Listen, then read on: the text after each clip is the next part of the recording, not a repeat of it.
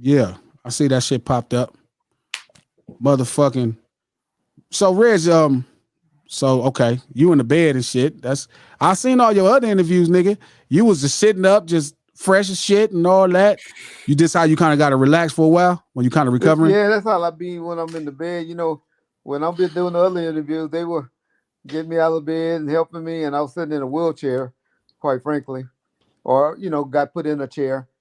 But I just at the last minute, said I'll come Yeah, on and get some love, and and and I I appreciate you though, decided to do man. it like this. So is it I more keep like it real. is it I ain't ashamed of my situation. shit? Ain't nothing to be ashamed of. Is it more of a core like your core kind of where you sitting up? It's like a little tougher. You got to Well, start doing sit ups and hold shit. on. My core is strong. It's just for standing. I Oh, just okay. can't stand it because my core got weak from laying up, 8 or 9 months, and so I'm just Yeah, getting my core and my stomach and my everything in the middle back strong. that's right. That's right. So no ceilings. Yeah. GL, my boy PB back in the Spiz Knot. P, what's up? Feel me? We in here. Back. I I'm got back. my big brother and manager still. Somebody DM me still, right? And they was asking about the conversation with Scottie Pippen. And they was like, man, it's still gonna be on there again. I was like, nah. He was like, good. He was like, good. I was Why you like, disignore? what's funny to me is I think it's because so we did a conversation right about selling soul and still sound like the devil, Reg. He was on that motherfucker about sell your soul, nigga. What you tripping for? Okay, hold up. And we got a guest in the spot. My OG, you know what I mean? Like Pops gave me a good look when I was a kid. We never even talked about it. Feel me? So there's a lot of respect for his name with me. You feel me? And what he was able to do for the record label that pretty much changed the music industry. My boy Reggie Wright. What's up with it, OG? What up? What up? Glasses Malone, Pete, Hey and my man. boy Big Norm. How y'all doing today? This motherfucker still, he was on you though. He was on still ass. He was like, man, them niggas trying to get you to sell your soul. He didn't even say nothing about Peter. I think it's accepted when white people sell out. They Yeah, I expect was white about people to took the words to right out of my sell mouth. soul. You know what the He thing just sound is, like he's man? more black than me. You know what the thing is with these fans, though, man, and these people listening to these podcasts, is Yeah. they take everything so literally, man. Everything with them is literal. Like they don't know they don't know the art of just a motherfucker being sarcastic. You know what I mean? Just being sarcastic. But I do feel that way. If somebody offering you a bunch of money to make a malt liquor, why not take it? They go buy it Okay. anyway. Okay. So if somebody wanted me to ask you this, they said, how much money would you want to sell your soul? Well, I wouldn't sell my soul. If it was a such thing, if you could literally make a deal with the devil and sell your soul, I wouldn't do it. I can't sell my soul. I can't sell my eternity. That would be stupid. Peter. You remember back in the day, there was people who were selling their souls on Craigslist I in the remember. miscellaneous sales. Remember that?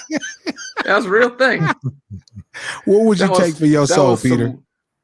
I don't know. Depends on what I need that day. Oh, See, gee, when you make a deal with the devil, bro, it's gonna be some trickery because I'll be the type of motherfucker with my luck. I'll sell my soul and get hit by a car as soon as I walked outside or some shit like that. I'm saying no, but what if I wanted to buy your soul? You couldn't buy my soul, bro. I couldn't. I won't sell my soul. Reg, you would liquor ain't selling your soul, and you tell that nigga that's in your comments to eat a dick. Reg, would you sell your soul? Do you believe in souls, Reg? It's not work because I think like Norman. As soon as I sell my soul or something like that, then it seems like everything bad will start happening. Because It was an episode of The Simpsons, right? Where Milhouse bought Bart's soul. Bart didn't believe in souls. So Milhouse bought Bart's soul for $5. And like Bart was having a dream where he died and him and Milhouse died. And they needed to row themselves across St. Peter's Gate. And it was a 2-oar boat. So it's supposed to be you and your soul, right? Rowing, over to heaven. And Milhouse was sitting in the back of the boat, and his Milhouse soul and Bart's soul was both rowing him, and Bart was just rowing in a circle. I don't know why I remember that right now, but that shit's funny. because you're thinking about selling your soul. No, I wouldn't. You know what's funny? The conversation came out, Reg. How much would you cost to sell your manhood? You won't sell your manhood for nothing, but you'll sell your soul. I wouldn't sell my soul or my manhood.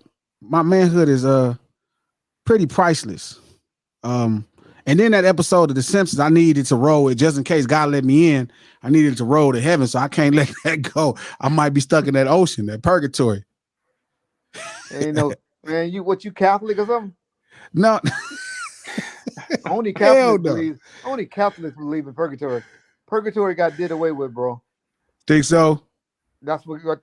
If you're a Christian, that's what they say. Only people that believe in purgatory, still, to my knowledge, is the Catholics. So you don't think Christian and Catholics share the same religion to a degree? Oh no, they only believe 144,000 going to heaven. They believe everybody. They don't believe in going to purgatory, heaven or hell. I And only think that's certain Jehovah's amount going to Witness heaven. Reds that believe in 144,000. How many more? How much is it?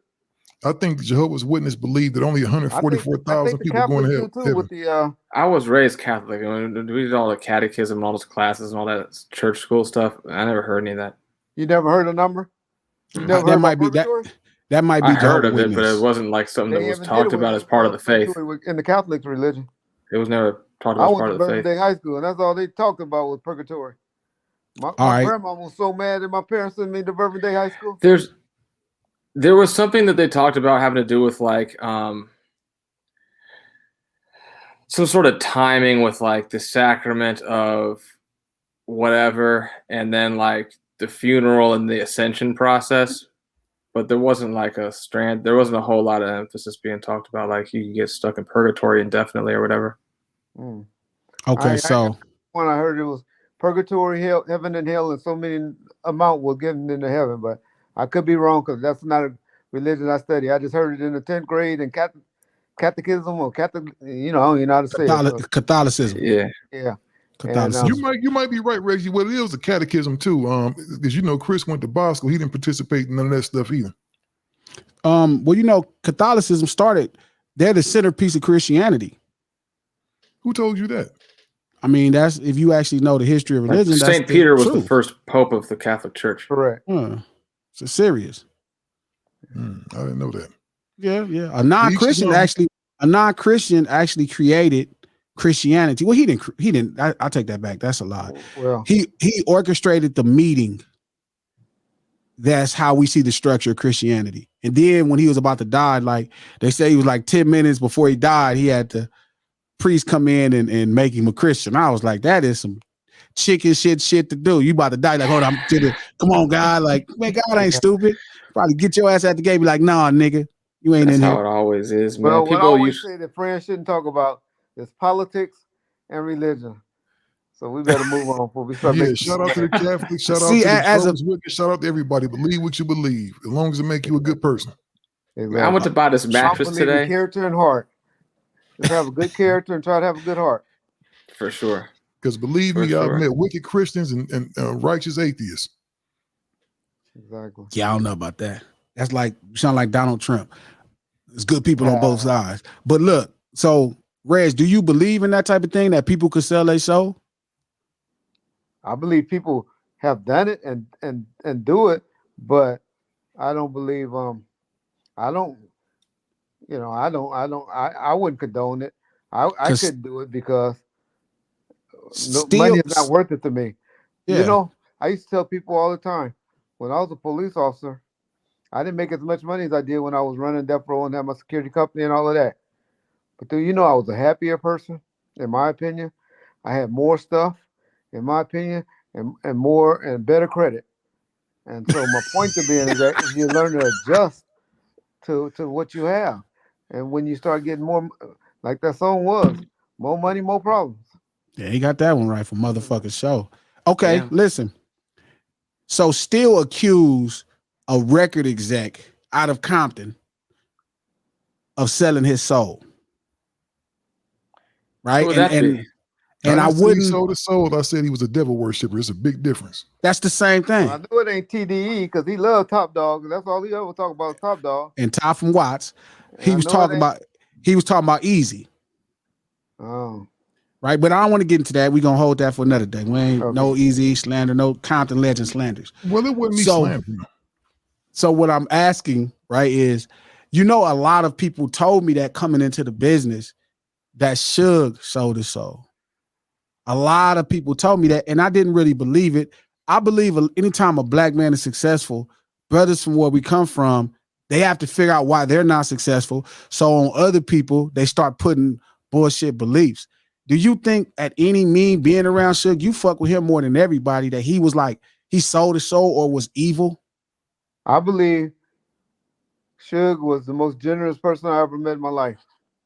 That's my That's opinion. But unbelievable. but when he turned on you, he turned on you.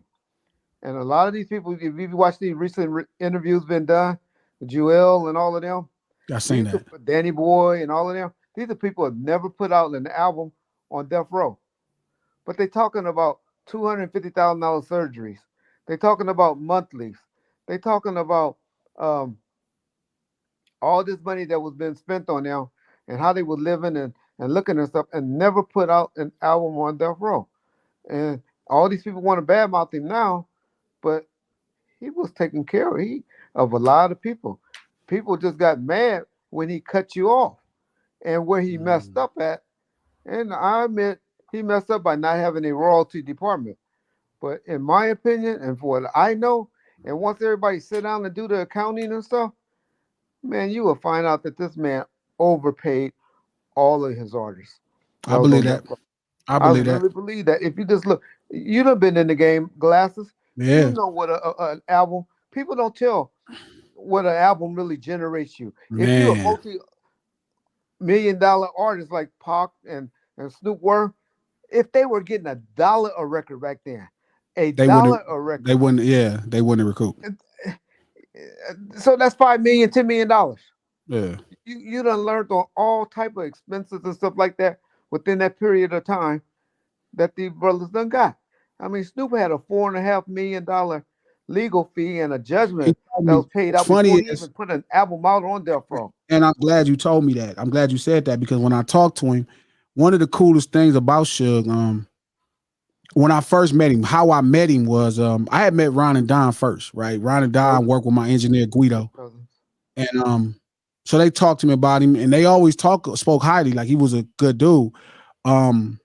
I had wrote my first single was a song called Certified with Akon. Okay. And like, you know, like I was super gutted, like straight gang member wise. I really didn't give a fuck. And I was out there with it.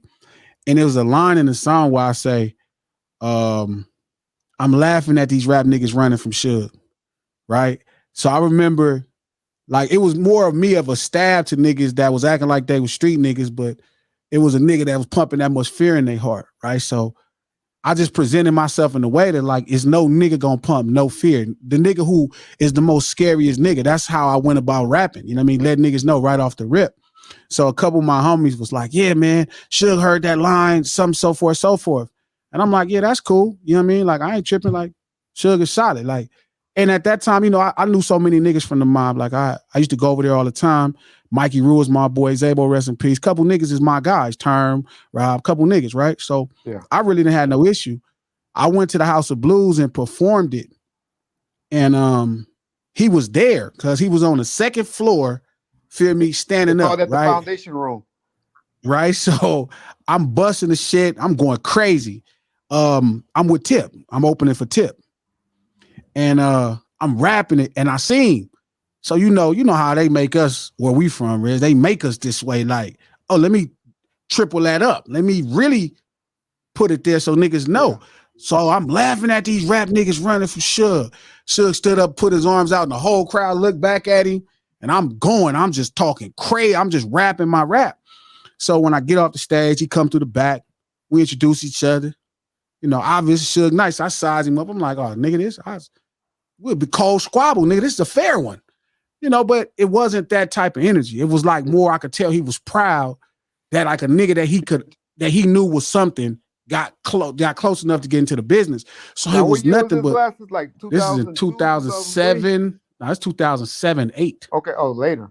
It is late. Now, you got a different Suge. Let me be honest. 2007 Suge was not 1995 Suge. People got to know there's two different Suge Knights. Yeah. One had money and power. The other one had a little bit of power, no money, but he had different crew running with him. 95, 90, 94, yeah, he had the boys. he had niggas that would he had the took you boys. somewhere in the desert, buried you, and raped you. Yeah, he had some boys. He had some Now, in boys. 2007, he was running with Denver Lanes. Not saying that they were any different or anything, but they wasn't as loyal to him because they from a different neighborhood.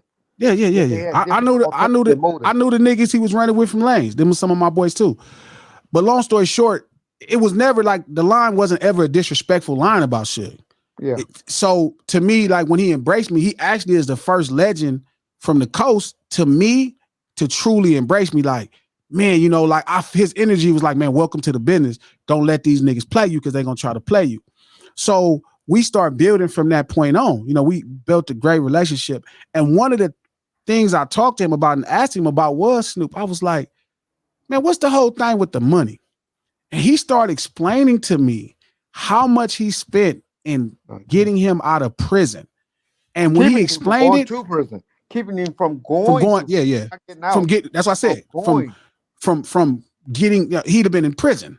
You know what I mean? It was a simple case. So he'd still be sitting between somebody's legs right now. So exactly. So not why. No, nigga. No. I hope not. Don't do that. That's not, no, he wouldn't. Long story short, I thought that was ill. He told me the story. And I was like, how niggas get their hair braided in prison? No, I don't even want to know. I'm not trying to find out. I wouldn't get my hair braided. So I've been a killer nigga talk about braid my hair. Nigga, braid my hair, and I'm finna kill you. But anyway, he told me the story, and I knew the number he was talking about is real because I watched certain homies that I knew fight cases. And I'm like, damn. So it's millions upon millions upon millions of dollars. And he told me some crazy shit. Like, I ain't trying to throw his shit out there, but you know, he spent some money. I knew he spent some real money because they had to come to him for it. They knew he had it, so they gonna come to him for it. Do you know the attorneys that he had? It was four of the people that got arrested on Snoop case. Snoop, the bodyguard, yeah, the bodyguard, Sean Dog. One other, it was four of them. I don't know if it was Lil C Style or it was four of them. Two of them eventually got their case dismissed. My point was these attorneys was David Chesnoff. David Chesnoff is the guy that's representing the football player in Vegas right now. Wow. He was also the guy that represented Dirk. The guy, you know, the old man that just got convicted for molesting women or killing his friend about, you know, back in the day. I'm just trying to tell you how powerful of an attorney. Oh, I know you're talking about. I know exactly what you're talking about. Yeah. Don Ray, powerful attorney from San Diego area. Johnny Cochran and David Kennedy. Those were the four attorneys. Jesus Christ. On that case. He had an OJ dream team. Exactly. This is who had it, you know, who he had on this case to represent him. And my point to all of that has been this: the amount of money that they put out for attorneys for him, the amount of, and that's why Snoop don't really complain. Sure, yeah. I did the separation agreement that's so, and people don't like when I use the word so I'll say assign. Sure, as an artist, I get it. Sign his rights to you sold him to Master P. P. Well, actually, it was Priority Records, to be honest. Everybody Master P. Well, because Priority because Mac was gonna get him at first. I know Mac was trying to make a move. Mac, we wasn't gonna sell him to Mac. We turned down Russell Simmons. Russell Simmons came up there with more money. Not Russell Simmons. Leor Cohen came up there with more money. Rolled up to the prison with me about 3 or 4 times to try to get it. He offered $8 million because he was in business with Columbia. Suge told him $13 million, but he came back and said, "Hey, all I can get you is because Columbia don't want to give up that much. It's $8 million." He told him no. He assigned the rights to Priority for a 7% override and $4.5 million, and gave Snoop $1 million to sign the contract to leave Death Row, saying that he don't owe anything. No, he have no more claims or anything from Death Row on. Any other money that was generated from there was done through E1, and E1 was supposed to pay him. You know, and I'm talking about that's once we took the catalog from Interscope and took it over to Death Row. I mean, took it over to Interscope. That deal was done. That was the last deal I did in 2001. Yeah. So Snoop is not owed any money by Suge Knight. No, but I don't think Snoop even lies. And I don't think he actually says that. I don't get that from him. Or say anything. Who's here that's going to do it? He done changed the narrative on everything. I didn't try to expose him on telling the lie about, and Nas tried to help with it, telling about the story with Pop. I done, Snoop done told so many different versions on so many different things where I don't know what his agenda is, but he's trying to do a movie, and he want to tell the movie his way.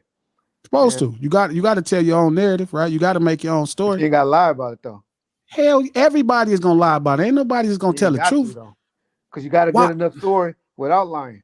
No, it wouldn't be. Snoop is still one of my favorite artists. He got enough. Sure, he's the greatest hip hop artist ever, no question. But everybody wants to make their narrative better than it is. Correct. But to me, that's true. Like to be honest though, try to change the narrative. When I talk to like he ain't never seen a check. How could Mac 10 even think about giving me a song saying "fuck Death Row"?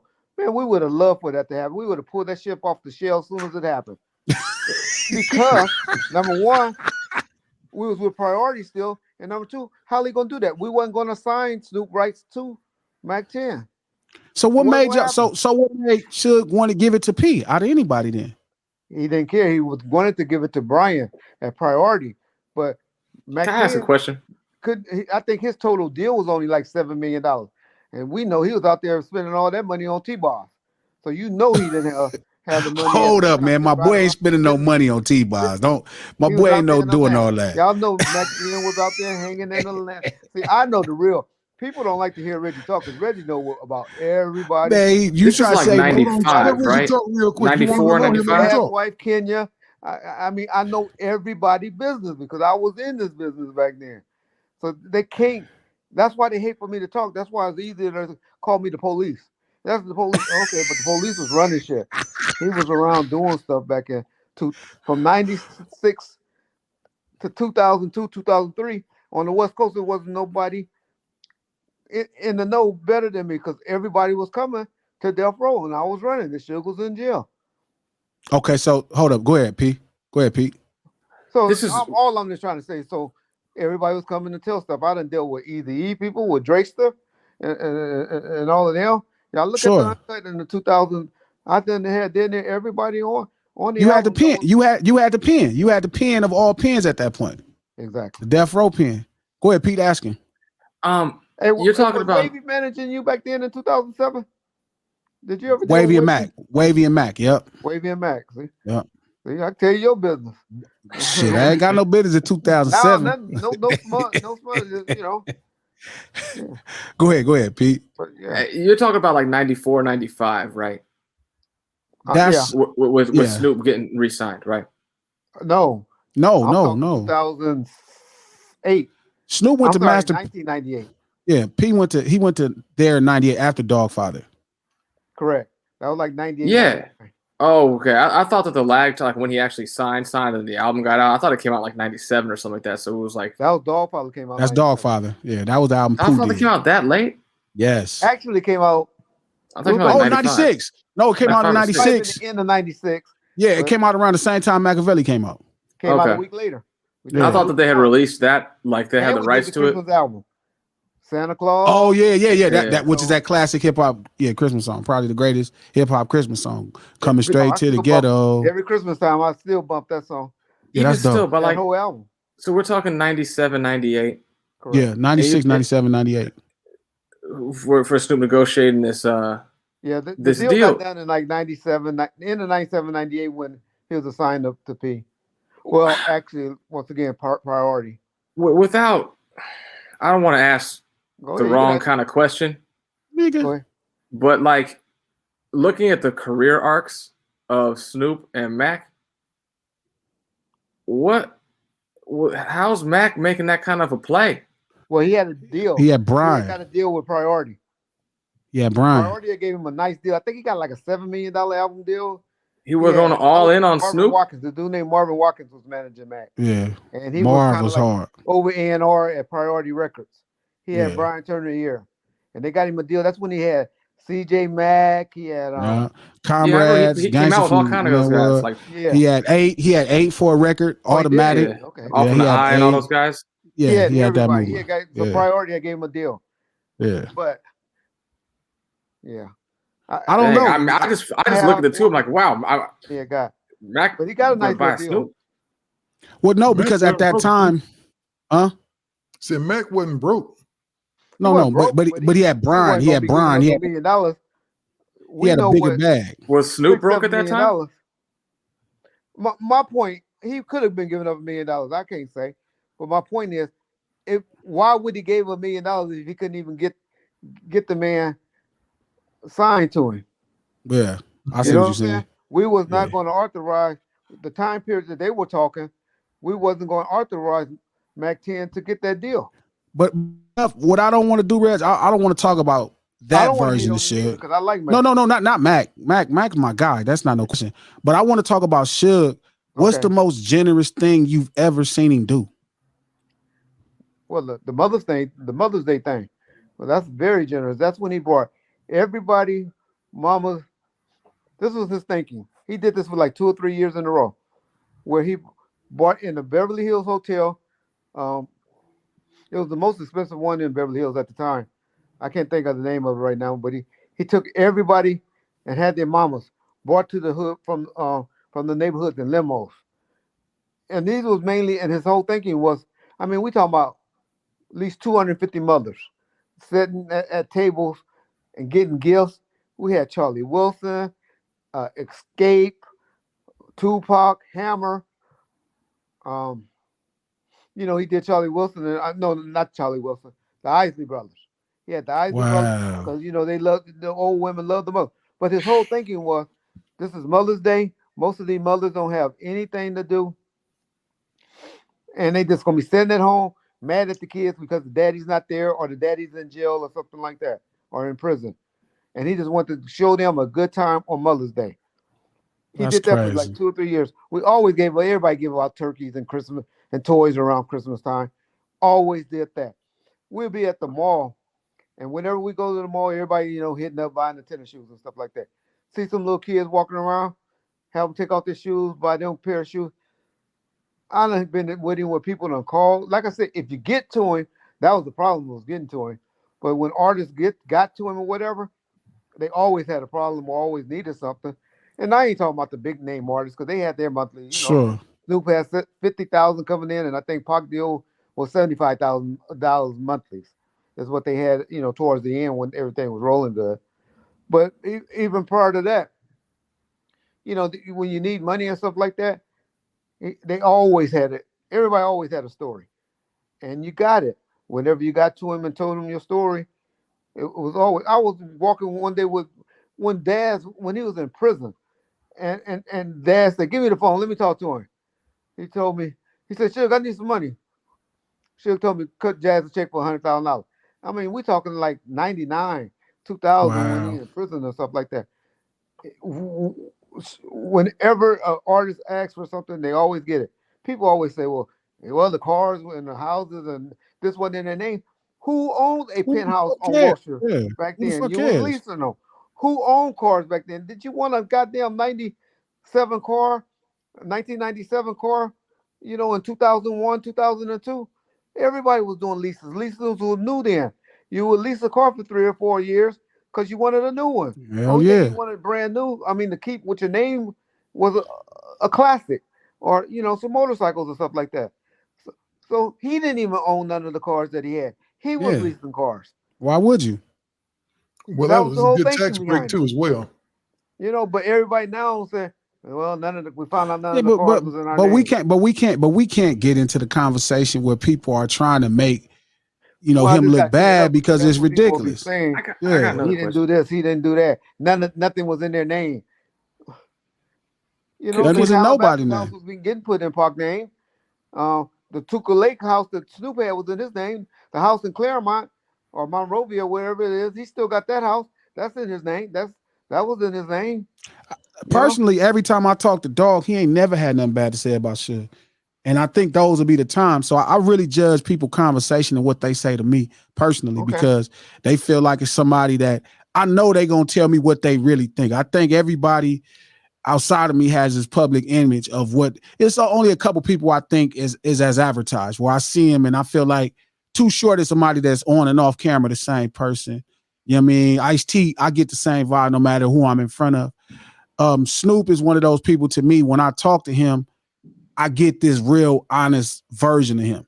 And for him not to smut out dog like Suge in front of me told me everything I needed to know. You know what I'm saying? Like, fuck all of the shit to the fans or, you know, how you marketing yourself. The reality was he's always been like grateful to me. You know what I mean? It's always been like, you know, when you go back to the earliest stories of changing his name, when you go back to the earliest stories of understanding how to dress him, like, the thing that make record labels great, and this is from just studying and you know, outside looking in, you have somebody that's really great with records and somebody really great with vision. And to me, Suge, Death Row is the greatest hip hop label of all time because they had the greatest, well, they created the greatest renaissance in arts to me. Like when you seen the cultural phenomenon that was Death Row, it was the centerpiece of the most contagious black culture in the history of black culture. Like there's nothing more global than the lifestyle we live in Los Angeles. You know what I mean? No matter where you go, you could talk to the most whitest white person. They gonna know about the culture that is Crippin'. They ain't gonna know everything, but they gonna know Crips wear blue and Bloods wear red. Correct. So for them to be the centerpiece of that renaissance of that much truth, because it's all the truth. They didn't have to put nothing on it. The lifestyle was obvious. So for Suge to understand visually and to have the vision to say, this is what I need to present, right? That was so important. Like you got Dre doing the records, but you have Suge with the vision. Suge knew what it needed to be. Marketing genius. Like. I always tell everybody, brilliant. He was a marketing genius. Brilliant. Unbelievable. Quick question. I think I remember it accurately, but there was like some civil settlement or litigation that was between Daz and Suge, and I thought it came out to damages to $25 million to Daz. Is that right? PR people. That number didn't make sense. What happened there? Yeah, this is what happened. Suge. What happened is, to be honest, I own Daz Publishing. I gave Daz $75,000 and bought all of his publishing and everything that was owned to him by Death Row. If you ever look up a company called Simon Says Music Publishing, you'll know that it's a lot of deals, but that's after the fact. That's like in 98, 99, 2000 when I was paying all of the artists and buying there where they don't get any more money, where they just sold it over and turned it over to me. Now, that's another story. But then there was a separation between Suge and I. Suge, so he didn't know about a lot of the deals that I was doing or had forgot about them. So people started going, suing and putting in claims and all of that.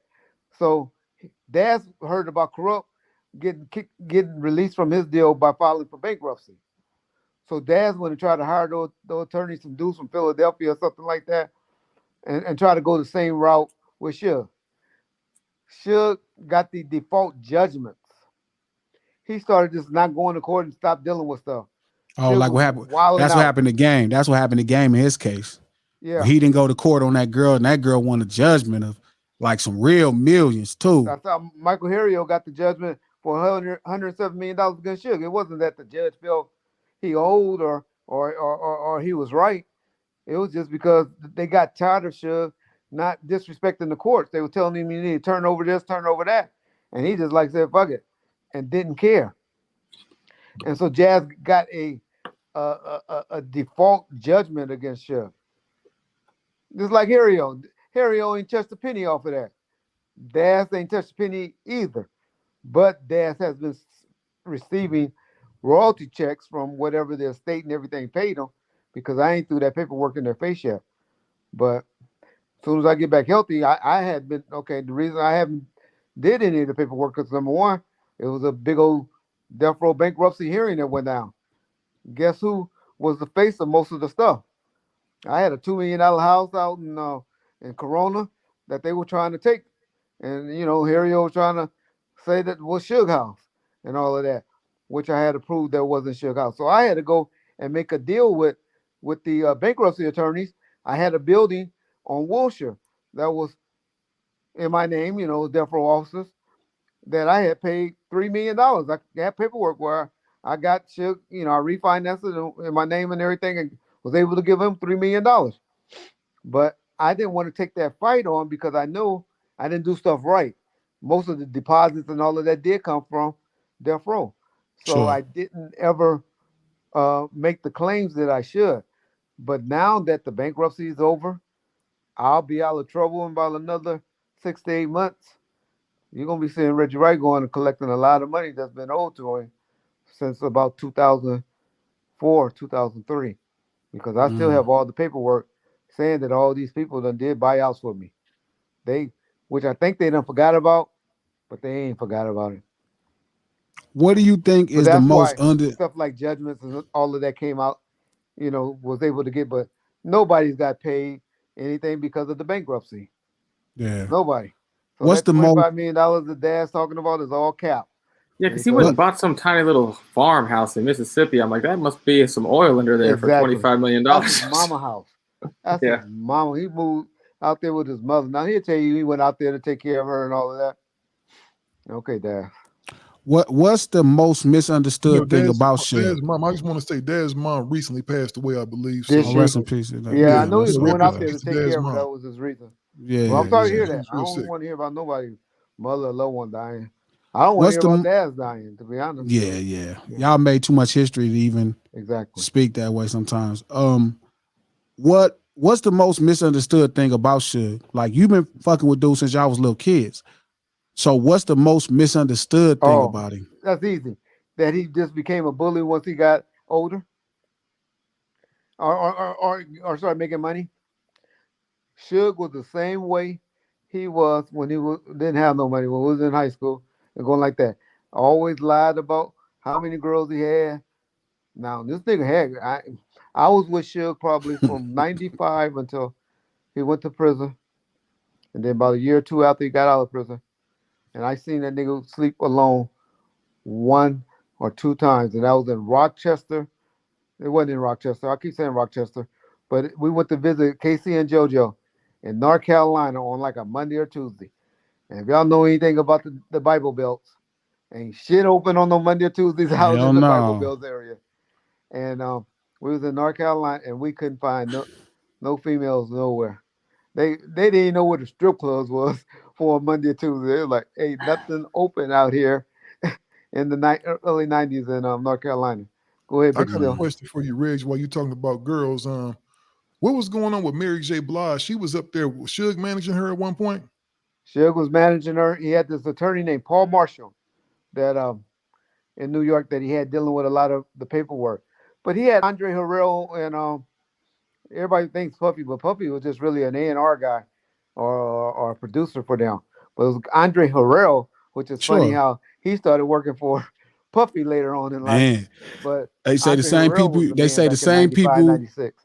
they say be careful with how you deal with the people when you coming up, because they be the same people you see coming down.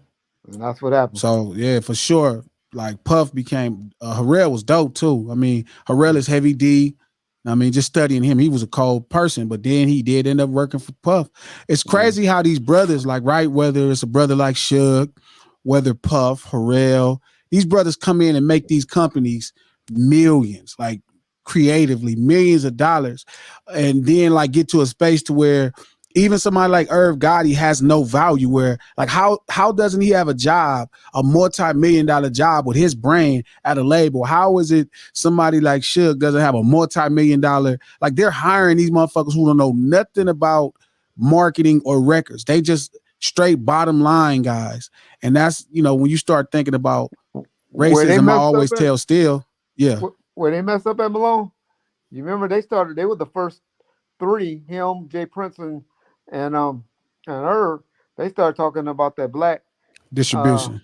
distribution. Yeah, them niggas got fed cases And they got immediately and labeled snatched immediately. All them niggas got fed cases at the same fucking. And it's funny because let me just share this. It was an interview, right, with a little rap boy from New York, Snitch Nine, right, where he was doing an interview before the Breakfast Club, right. This is before anybody knew about the police, anything. Like nobody supposed to have knew nothing.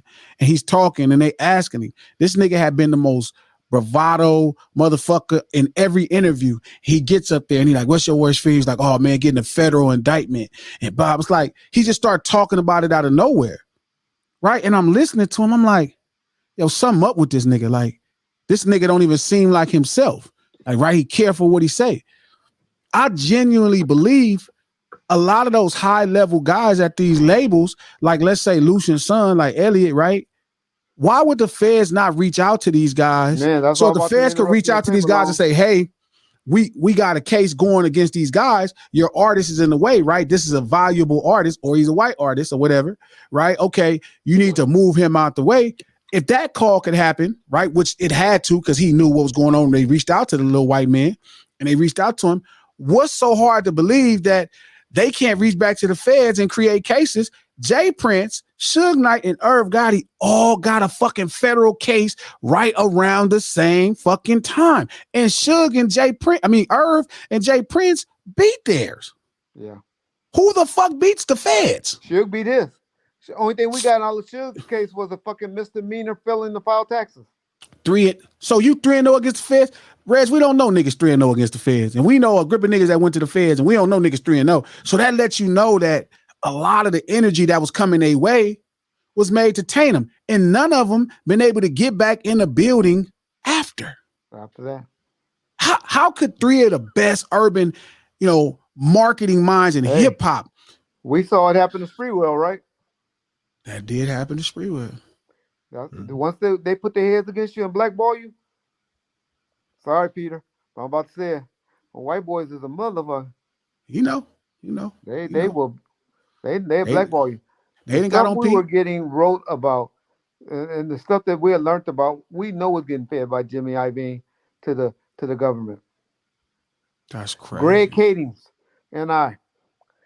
Kadings told me that he was sitting over at Jimmy Iovine at a fucking Halloween party before Suge got popped, or before they started investigating us.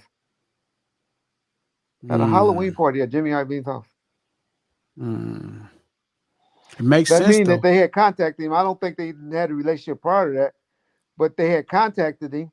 But think about it. If Suge could have a relationship with you, right? Because y'all grew up together somewhere along the lines y'all crossed, and at that point you were an authority figure at that time.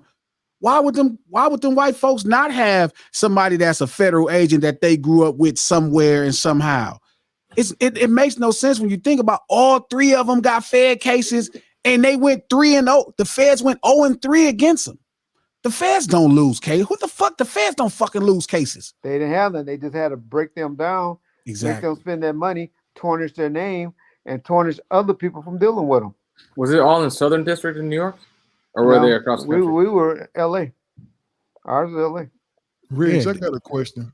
And I'm sorry, y'all, not to cut nobody off, but Dr. Dre was a really big central piece to Death Row. He was the production. Yeah. How did Suge let him go? What happened with that? Well, it's called a female. I use another term, but I won't be nice today. But so you really think Death Row fell apart over a bitch? He said a female. That was the camel that broke the straw back. When he found out that his partner was fucking his baby mama. Not saying that he was in love with her or anything, because he wasn't. Sure. But that all the things that went down, that hurt him to the core. He won't admit it. She don't want to admit it. But I was around. I saw it.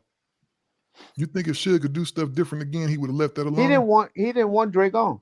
Even though he got, the company probably was only worth 150 million at the time, because Pac hadn't blew up like he did yet. But he didn't want Pac. He didn't want Dre gone when Dre left. He wasn't for that.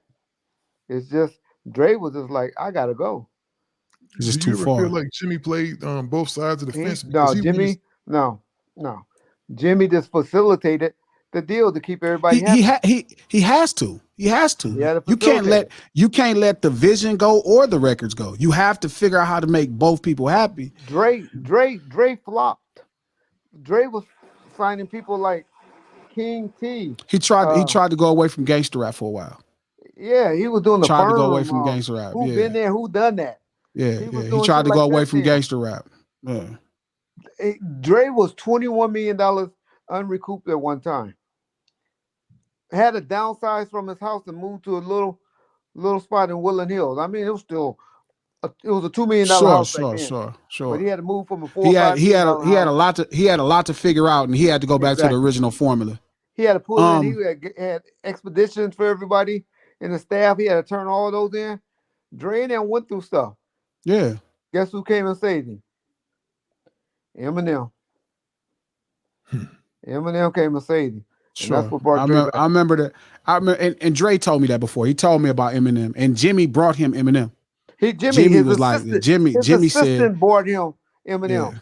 Dre His, told me that what Jimmy. was that boy Dre name? told me Jimmy. One of Dean. Y'all look in the credits one of of the the album. Y'all yeah. see that Eminem gave Dean the credit. He's the one that brought and told them about this kid M. Yeah, but I mean, Jimmy is the one who convinced Dre to work on it because I don't think Dre initially wanted to work on it. He And didn't want Jimmy to, was but like, that's what he told him.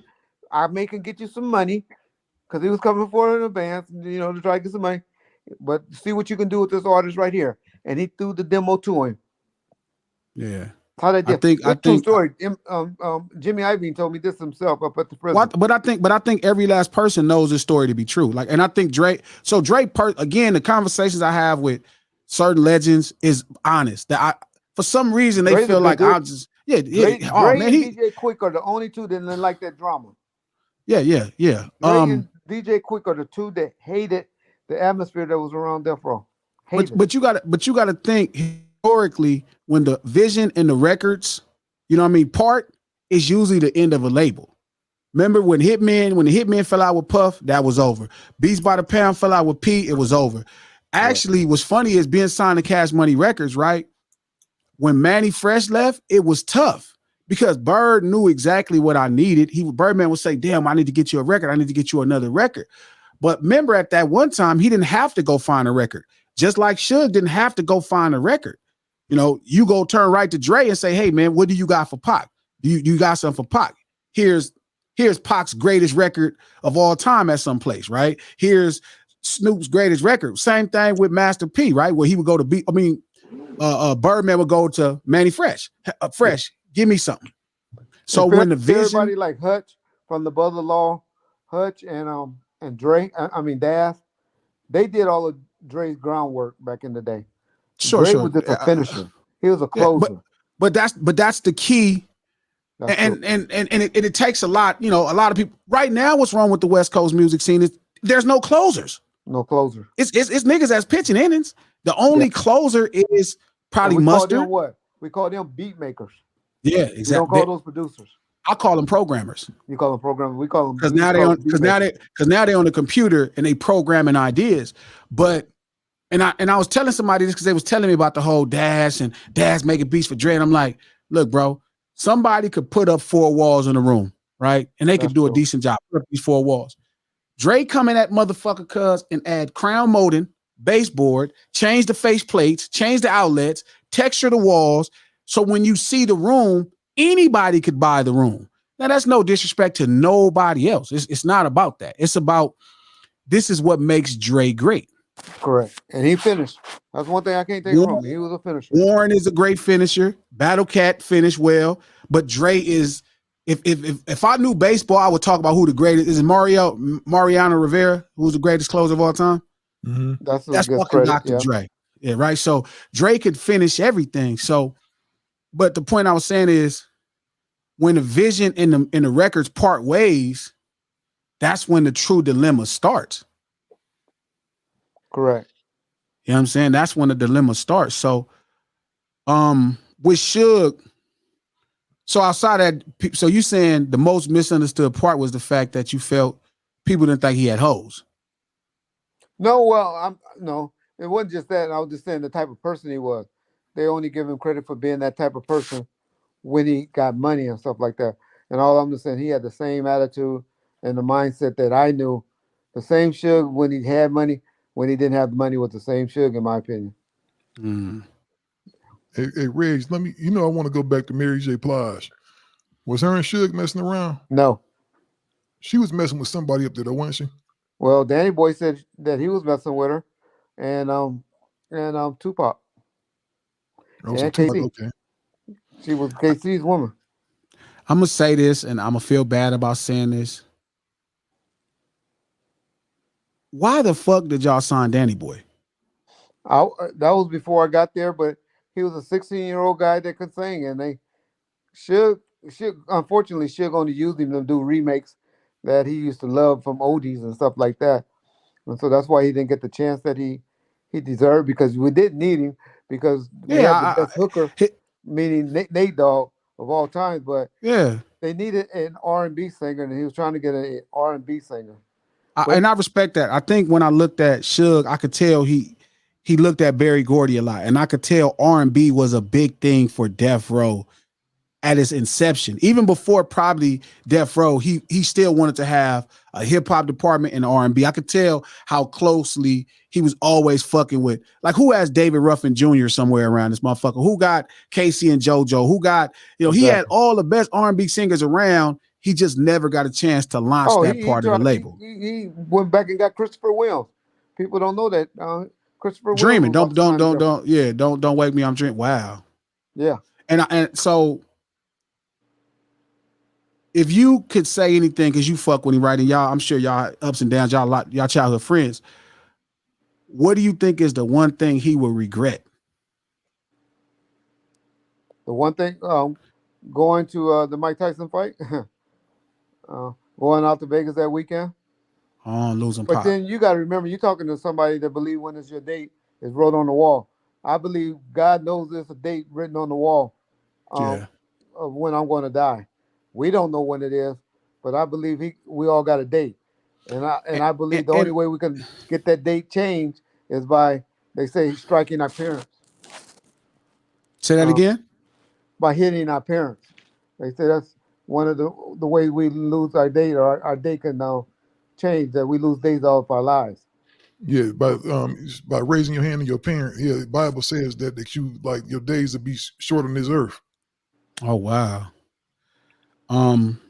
If it's one thing, when I think of Suge, a lot of the times, and I'd be worried about is I think when Dre left, I think him and Dre. Oh, okay. Hold on, he can come back on, and we just edit it. Okay, so I think when him and Dre specifically kind of fell apart, that was the end of Death Row. Not Las Vegas. Las Vegas is Las Vegas. I think it became obvious to everybody else when that happened to Pac. Oh shit! Let me scoot over here. When that happened more to Pac, like, I think that was the world's notice that Death Row was like, it was over, because you knew at that point it wasn't going. That it was never going to be able to recover. Like, the time frame wasn't. No, go ahead, Peter. Also, the time frame isn't quite. It's more condensed, but just like looking back at it from now, and even at the time, it was like the nucleus, like the band had broken up at that point. It was Pac Row, you know. Hey, yeah. Gee, I'm gonna tell you right now. It was chapter 2. Gee, I'm gonna tell you right now. You should probably keep Reggie on here for a couple of hours. Like, he'll stay on here, so we can cut it up. Let me put Reggie back in. Can you hear me? Yep, yeah, I hear you. I hear you now. Okay, sorry about that, guys. Gotta drop your camera though. Hold up, no, we gotta switch you. Switch him around. Switch him around. Hold up. There you go. Okay. There you go. Yeah. So let's slide over. Oh. Yeah, I agree with you, but I agree with you with that. And Pac was prolific in the sense that you could tell he knew he was gonna die young. Yeah. And he did things to he was a little bit more prepared than everybody gave him credit for. Like, he talked about it real early. It was weird how him and Biggie were so infatuated with death. You know what I mean? Like, so much conversation about death. You know what I mean? Like, well, the tongue speaks life and death, little bro. Well, also, I think some people know that they're not here forever. No, but you know what I mean? And that's biblical, Riggs. Would you tell them if you sit up and talk about dying? No, I know. You bring that upon yourself. No, I know. I totally get it. I'm just saying, sometimes people know they're going to die. Like, something about Nip, right, is he talked like that. You know, like, he knew death wasn't far for him. You know what I'm saying? And he prepared for it as well. And I think that's the same thing with Pac. Pac prepared for it. I was explaining to the homie, right, that he was asking me about, you know, because I mess with Nip and Kendrick, and he was asking me how did I compare them. And I always say, like, some people ask me, do I get Kendrick from Pac? And I'm like, nah, that's more Nip. Nip and Pac were, when I read the stuff Pac was about and talk to people that knew him over time, it's the same energy I get about Nip. I mean, Pac was very, how do I say it? Like, he was very purposeful. He didn't waste moments. Nip is the same way, you know what I mean? Outside of like Nip like writing a verse and shit and taking some time, but he was purposeful. If he was gonna say it, it was gonna have some meaning. Well, you You know got what to I mean? think about it, bro. Nip and Pac both shared a similar thing, that they were both really eloquent. They both kind of, like you said, they didn't waste time. It was like they was on a mission. And if you think about the way just Tupac came in this world, he's the son of a Black Panther. His mama is Afeni Shakur. You know what I mean? And just the way he came up, man, he was like, what he did on this planet in this short time was real great. Yeah. He achieved a lot of stuff. He put out a lot of records. His output was real high. And you're right. It was almost like he was preparing to go. How somebody know they about to go to prison? Like, how 03 Greedo, is that his name? Yeah. He made all those records All them before he went to projects. prison. Yeah, he dropped all them projects because he knew I'm gonna be gone for a while and I could feed my family while I'm And gone that's how off this. Pac So was. Yeah. yeah, so I'm And gonna leave and this and, work and here. if you listen to other people around him talk, whether it was Snoop, Daz, Corrupt, Outlaws, any of those guys, they all talk about him like, yo, we in here, we need to go. We need to go. Let's get the shit done. Like he knew he was in a rush. He Well, a knew lot he of was them in a records rush. sound like them, and this ain't no knock against the Outlaws, but a lot of them records sound like they couldn't keep up with him. Well, they were still kids. They still were kids to a degree. Like the Outlaws were like babies.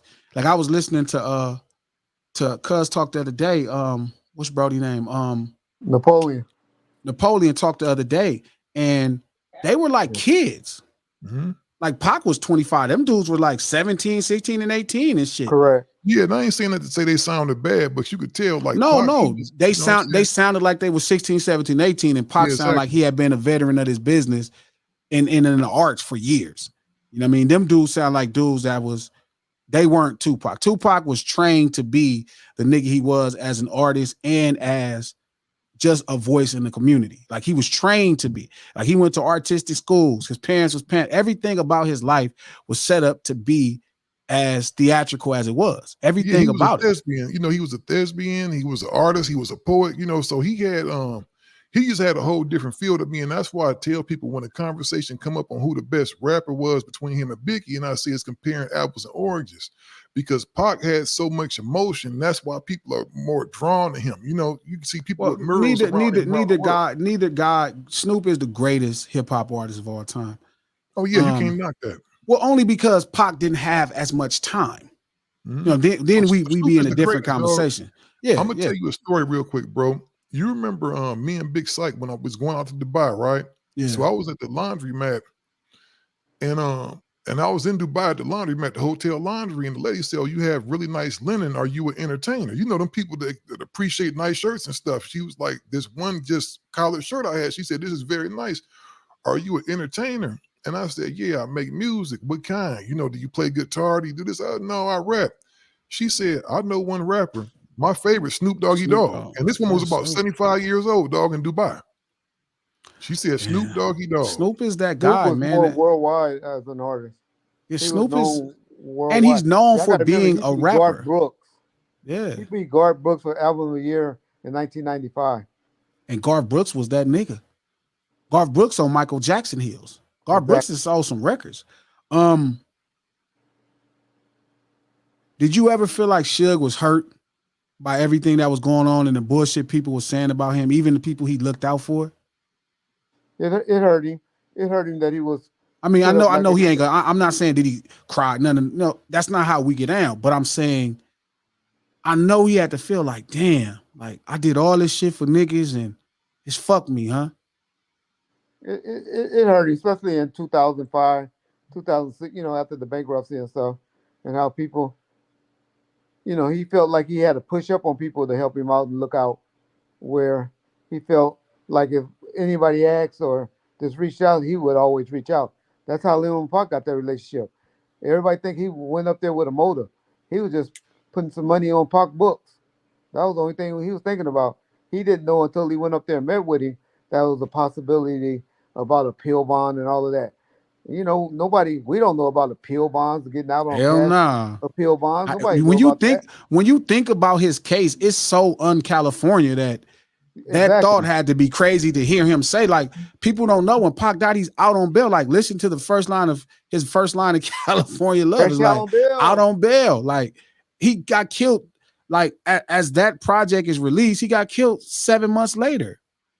Like, he's on bail. So, and what's crazy is somebody made a good point. I think it was you or somebody else. They was like, yo, they He was both would have going to went jail. to Yeah, he they went to both would jail. have went back to jail based off of what Mhm. happened at the casino. They If they both knew would have went about it, back to jail. they would have, both of them. But the thing Yeah. about it is, nobody would have known about it if that wouldn't have happened, if they wouldn't have got shot. Orlando didn't report itself. Of They course didn't not. know who Orlando was until 2 or 3 days later once Compton PD got involved. Yeah. It was like, oh, we know him. Yeah, you know what would have happened though, man, and it's unfortunate. You know, we was just entering that era where people were sending reports out from the casino, videos and all that stuff. It would have took somebody to turn that video in from the casino to say, okay, Regs, I want to ask you one question. This is kind of important. You know, you guys did some amazing stuff, and I don't think people understand sometimes the magnitude of what Death Row meant to Yeah. the music industry because no one has No, matched it and not to the music industry, to the arts. to the arts Like, because these no one has niggas, matched like, what y'all did yet. that's Nobody. like, these niggas are Shakespearean. I get it. It doesn't seem like they go together, but if you understand what arts is, they represent what Shakespeare represents to art. Like, Who that's was the first one to do high budget videos? Who was the first team that put out that little movie that they did on Murder Was the Case? Who's the first people that was walking around wearing their record labels on their necks? You know, who was the first ones that did a rap CD, double CD? You know what I'm saying? Exactly. Suge Rick, Knight, let he me ask you did a stuff question. that nobody was doing back in the day, Let me that ask you a everybody's question. doing these days. Suge is so cold, man. I He don't keep get telling no everybody, credit. marketing genius. Hmm? Rex, let me ask you a question, bro. You know, we do a lot of work together, and I know, you know, you say some funny stuff sometimes. It'd be true, it'd be funny, and some people get mad.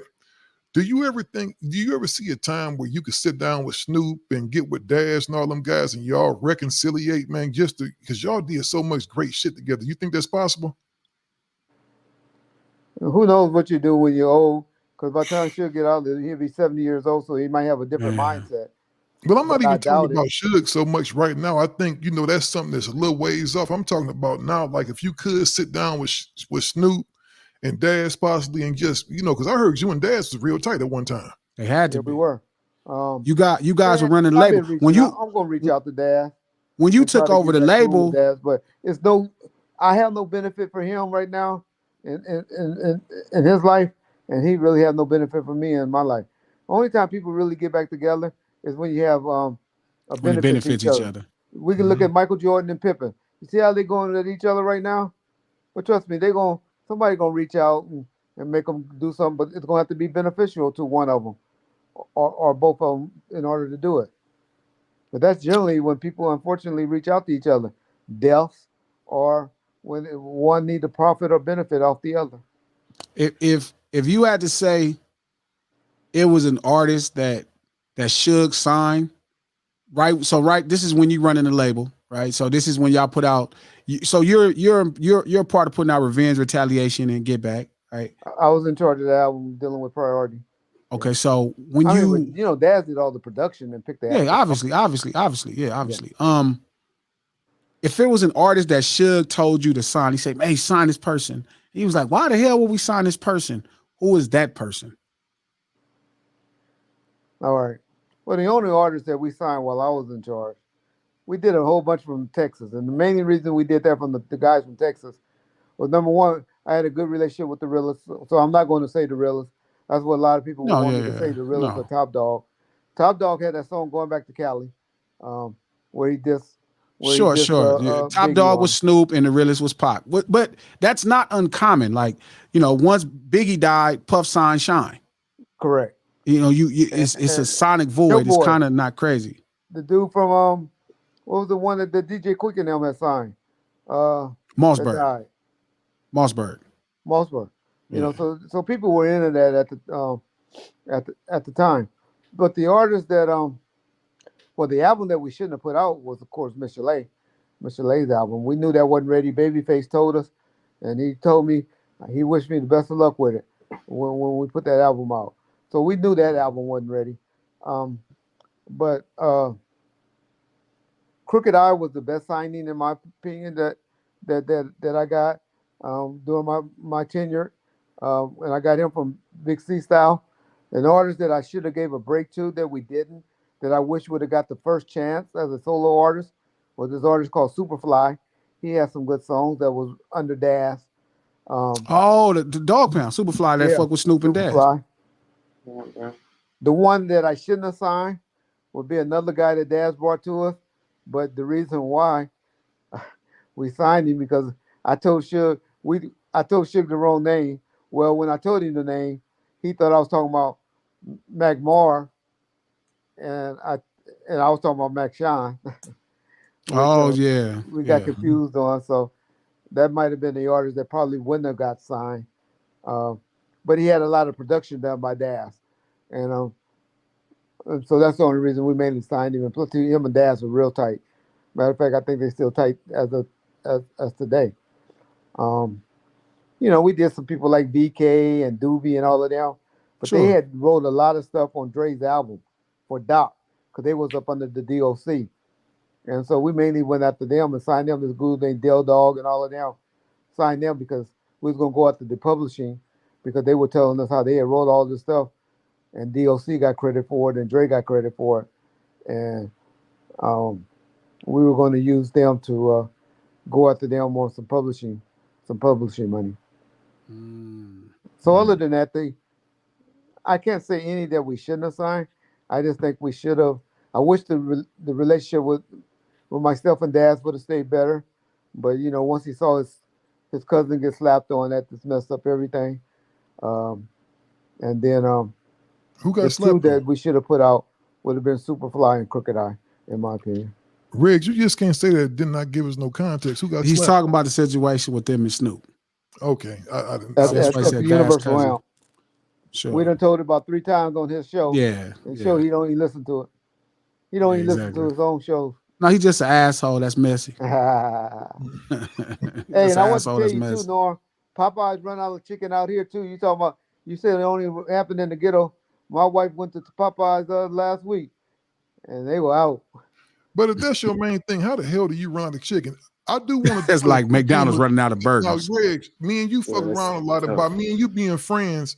We talk about so much stuff. I don't never sit up and ask you death row questions. I got a couple of true or false things. I really want to focus on Suge, man. I don't really want to talk about death row. Let me get this off Death real quick. Go ahead. Yeah, I know, but I hate that he don't really get his love. This is the Suge question. Because there's so much innuendo out there about Suge. He's like the boogeyman of hip hop, right? Now, did Suge Knight really get off in Jermaine Dupri? One more time. Did Suge Knight and Jermaine Dupri really have a problem? Did he make Jermaine Dupri do some things? Did he have problems with who, Big Norm? I'm sorry. Jermaine Dupri. Did he have problems with Jermaine Dupri? Yeah, because there was a rumor going around Lil Bow Wow from us. Lil Bow Wow was still signed to us when he did it. And he could have had me at any time sue Jermaine Dupri if he really wanted to, because Lil Bow Wow was technically signed to Death Row when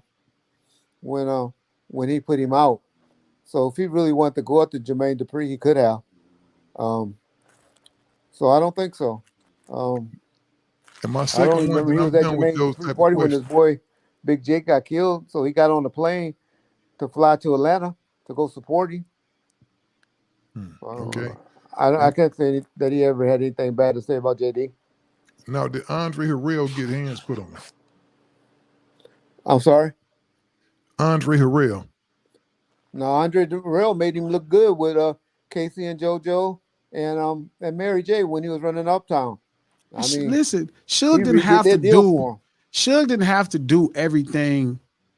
Like he's a lot more intelligent and smart than people give him credit. He's not. It's not just muscle. Like you have to be smart. You can't. You could bully your way into the business, but you can't bully your way into success. It's just not. You eventually have to know some shit. So I think like because we don't have people really giving him his credit for the things he was able to do. Like when you hear the story about the whole Vanilla Ice thing, you don't realize he's retrieving publishing for someone chocolate. that stole something. Mhm. Like it's like he just goes and takes Vanilla Ice publishing like he just punked him. No, he made sure something that a brother wrote, he got it. He got credit for it. Because And he was telling Chocolate to Suge was go. a genius. He was telling Chocolate to go pound sand until that happened. wow. You know, Chocolate is the one that came to him. That's why I always calling people got mad when I called him Captain Saberhole for a man. That's how Suge was. All Sure. Suge problems came behind going to bat for other people. Listen, one of the last few times, like I was talking to him, he was hanging with Chris Brown, right? And no disrespect to Chris, like, right? But I was like, bro, why is you hanging with this nigga? Like, why is you fucking with this? I asked him, like, and if you ask him, he'll tell you. It's like, why is you hanging with him? And these dudes ain't on our caliber. No disrespect to CB, but like, you know, he not from the cut. He not from the land. He was like, yeah, G, I'm just trying to do something. I'm like, man, I wouldn't be I'm not, you know, hanging around nobody from out of town. You know what I mean? That's like a successful entertainer trying to do what we do. I mean, no, again, it's one of them things where I just never liked him being around certain people because to me, he's worth preserving. Like he means something to all of our childhood that came up in our era. The reason why I asked you about Wavy, because I knew I saw Wavy. Last time I saw Wavy, we was at a video shoot at the Maloot's house for Lil Wayne video shoot. I seen that. Me and Suge was tussling and playing in the front yard. I was there. So I was the one that was with him when we Yeah. were just walking around. That was just me and Yeah. him. Me and him were the only two there. Yeah. But my point to say all of that, he was really hanging around Lil Wayne because he was trying to get Lil Wayne to come to him. Suge was looking for that savior. He wanted to save. He needed an artist at that time. And so if he was hanging around, that's why him and Irv Gotti fell out. Most people don't know. He was trying to snatch He was trying to snatch Ja Rule from Irv Gotti. He was just trying Repeat to find the Lil somebody Wayne to part. get him back over. He Repeat what you eventually said got about Lil Wayne, Juvenile, Reggie. and we all know how that kind of worked out. Not well. P.D. Pablo, when P.D. Pablo came around, kind of messed that deal up for him. And Nina. How did he mess up the PD Pablo deal? I always wondered with that. Well, because he went up there and demanded more money for P.D. Pablo, and they said, you know what? And they put him on the shelf. P.D. Pablo had that hot song, that helicopter song, and that song with Yeah, with Lil girl. Jon song. Yeah. Yeah, but he Freaking had Leak. so he was ready for his sophomore album. And then when they went in there and made all type of demands, the record label was like, we don't need to deal with you. It wasn't until he left Suge that they put out another song on him. I don't know if they ever dropped the album, but I know they did another single after that. And you know that's so unfair because at the end of the day, you can say that Suge was one of the greatest music execs of all time, and you have to put him right up there with Berry Gordy. You have to put I wouldn't go that far. I wouldn't go as far as Berry Gordy. I'm gonna put Berry Gordy way above everybody else. Oh yeah, for and sure. Then I'll go Suge. Suge got the numbers though. Suge was up there. He got the numbers that the Temptations and all of them did. Yeah. But Berry Gordy is. I always put a certain respect on Berry Gordy, man. What he was able to do is, and then for how long he was able to do it. But I was saying you got to put Dre on top of Suge got Suge. cut short. I would be one. That's my point. You have to put Dre on top of Suge, and the reason being is because you have to give Dre at least half of Suge's credit. Well, you got to give him half. Give him all the credit that he did for him. You got to give him Easy's credit, right? You got to give him. Well, from a production standpoint, Dre is easily the best. We ain't got to talk about that. I'm talking about but I'm saying executives. As an executive, right? Because then, to some degree, yeah, I guess that's fair. But Berry Gordy is just the guy.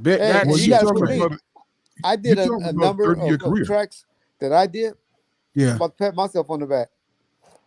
I did over 15 million record sales just in the little time that I was there. That I was just responsible for. If you want, I got a question for you, Reg. Go ahead. What's your greatest record? While you Changes. was on Changes by far. Oh, well, you did do changes. Yeah, Changes wouldn't have helped. Me and Suge then had a fight. I walked out of the visiting room on it because he was mad at me. He ain't heard the song. Never heard the song before it came out. Guess why he's mad at me? Because he found out that Steve Stouts and Trackmaster was involved in it.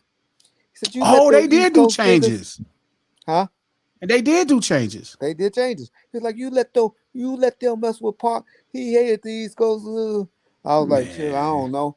But that song's a hit, dog. That actually ended up That pushed being that greatest hit album was to a sell huge 10 record. million units to this day. And it's one of the most important And it's a 5 double. Pac songs. Like it's special. Yes. Yeah, you're right. It's a good point. But what's funny is that song would have never happened if it wasn't for Reggie Wright. But what happened to Death Row though, right? What happened to Death Row after Dre left? That's why it was smart you went to the Track Masters. That's why it's smart. Because now, I can't take credit. Let me just say this. I can't take credit for taking it to Track Masters. That was Tom Wally doing. Oh yeah. Who runs Tom this loved state now. Pac. Yeah, Tom was trying to sign me. Shout out to Tom. All the way. But if I wouldn't have fought Suge on it, he wouldn't have allowed it to happen. Yeah. And Suge had to approve everything. And Suge was dead set against it to the point where he saw me, then he had tears in my eyes and get out and leave. Where he called me back in and said, Reggie, if you want to do it, do it. But people gonna hate you for it. And they didn't. Who the fuck? That's one of the most important Tupac songs. Like it talked about his life. It talked about that shit was great. Now, you know what's a record that I wish y'all pushed? Most of that verses had been out before. I think Heaven Got to Get Over. Yeah. But how they flipped it made it better. You know what's my favorite? What's funny is my favorite Tupac song is During Your Tenure, Unconditional Love. Unconditional Love. I the one that had the realist in there in the booth and all of that. When it got that red and white, made it all in red. The whole video shoot this in all red and stuff and darkened out everything. That was all, Speaking of Tupac, whose idea was it for Eminem to produce that album? One more time. Whose idea was it for Eminem to produce that one Tupac album? He was off of Death Row already at that time, I believe. Who are you talking about? He's talking about the Tupac album that Eminem worked on. Oh, that was Tom Wally and that's probably Tom and that's Tom Wally and yeah, Tom and Jimmy. That's like a no-brainer. But changes, that's funny. I forgot that. That's during your tenure. I'm telling you, Suge Knight he wouldn't even allow that music to went to Yo, is that actually the biggest Tupac song? Well, where did Changes chart at? It may be Changes so, but we don't know because it was on the Greatest Hits album. What happened is we contribute 2 new songs to the album and the estate. Which when I say the estate, I'm talking about the stuff that he did with prior to coming to Death Row, they did 2 new songs on there. And then we did 12. We did either 11 or 12 of his, the best songs that was on Machiavelli and All Eyes on Me. And then they did the ones from, Brenda Got a Baby and all of that. So that's how we did the Greatest Hits. We did 12 songs. They did 12 songs to make it a double CD. So we must only did 10 and then 2 new songs. So that was the Greatest Hits album. But that's how that album was put together. But what was the question? I don't think I answered your question. Okay. Tupac Changes, G. It's 32. I see it. Yeah, check this out. Gold in Belgium, gold in Denmark, gold in Germany, gold in the Netherlands, New Zealand gold, Sweden platinum, Switzerland gold, United Kingdom platinum, and this man sold 600,000 units in the United Kingdom. And if you know the market over there, that's crazy. That's like somebody selling on an island, bro. Those are Beatles type numbers. Like you just don't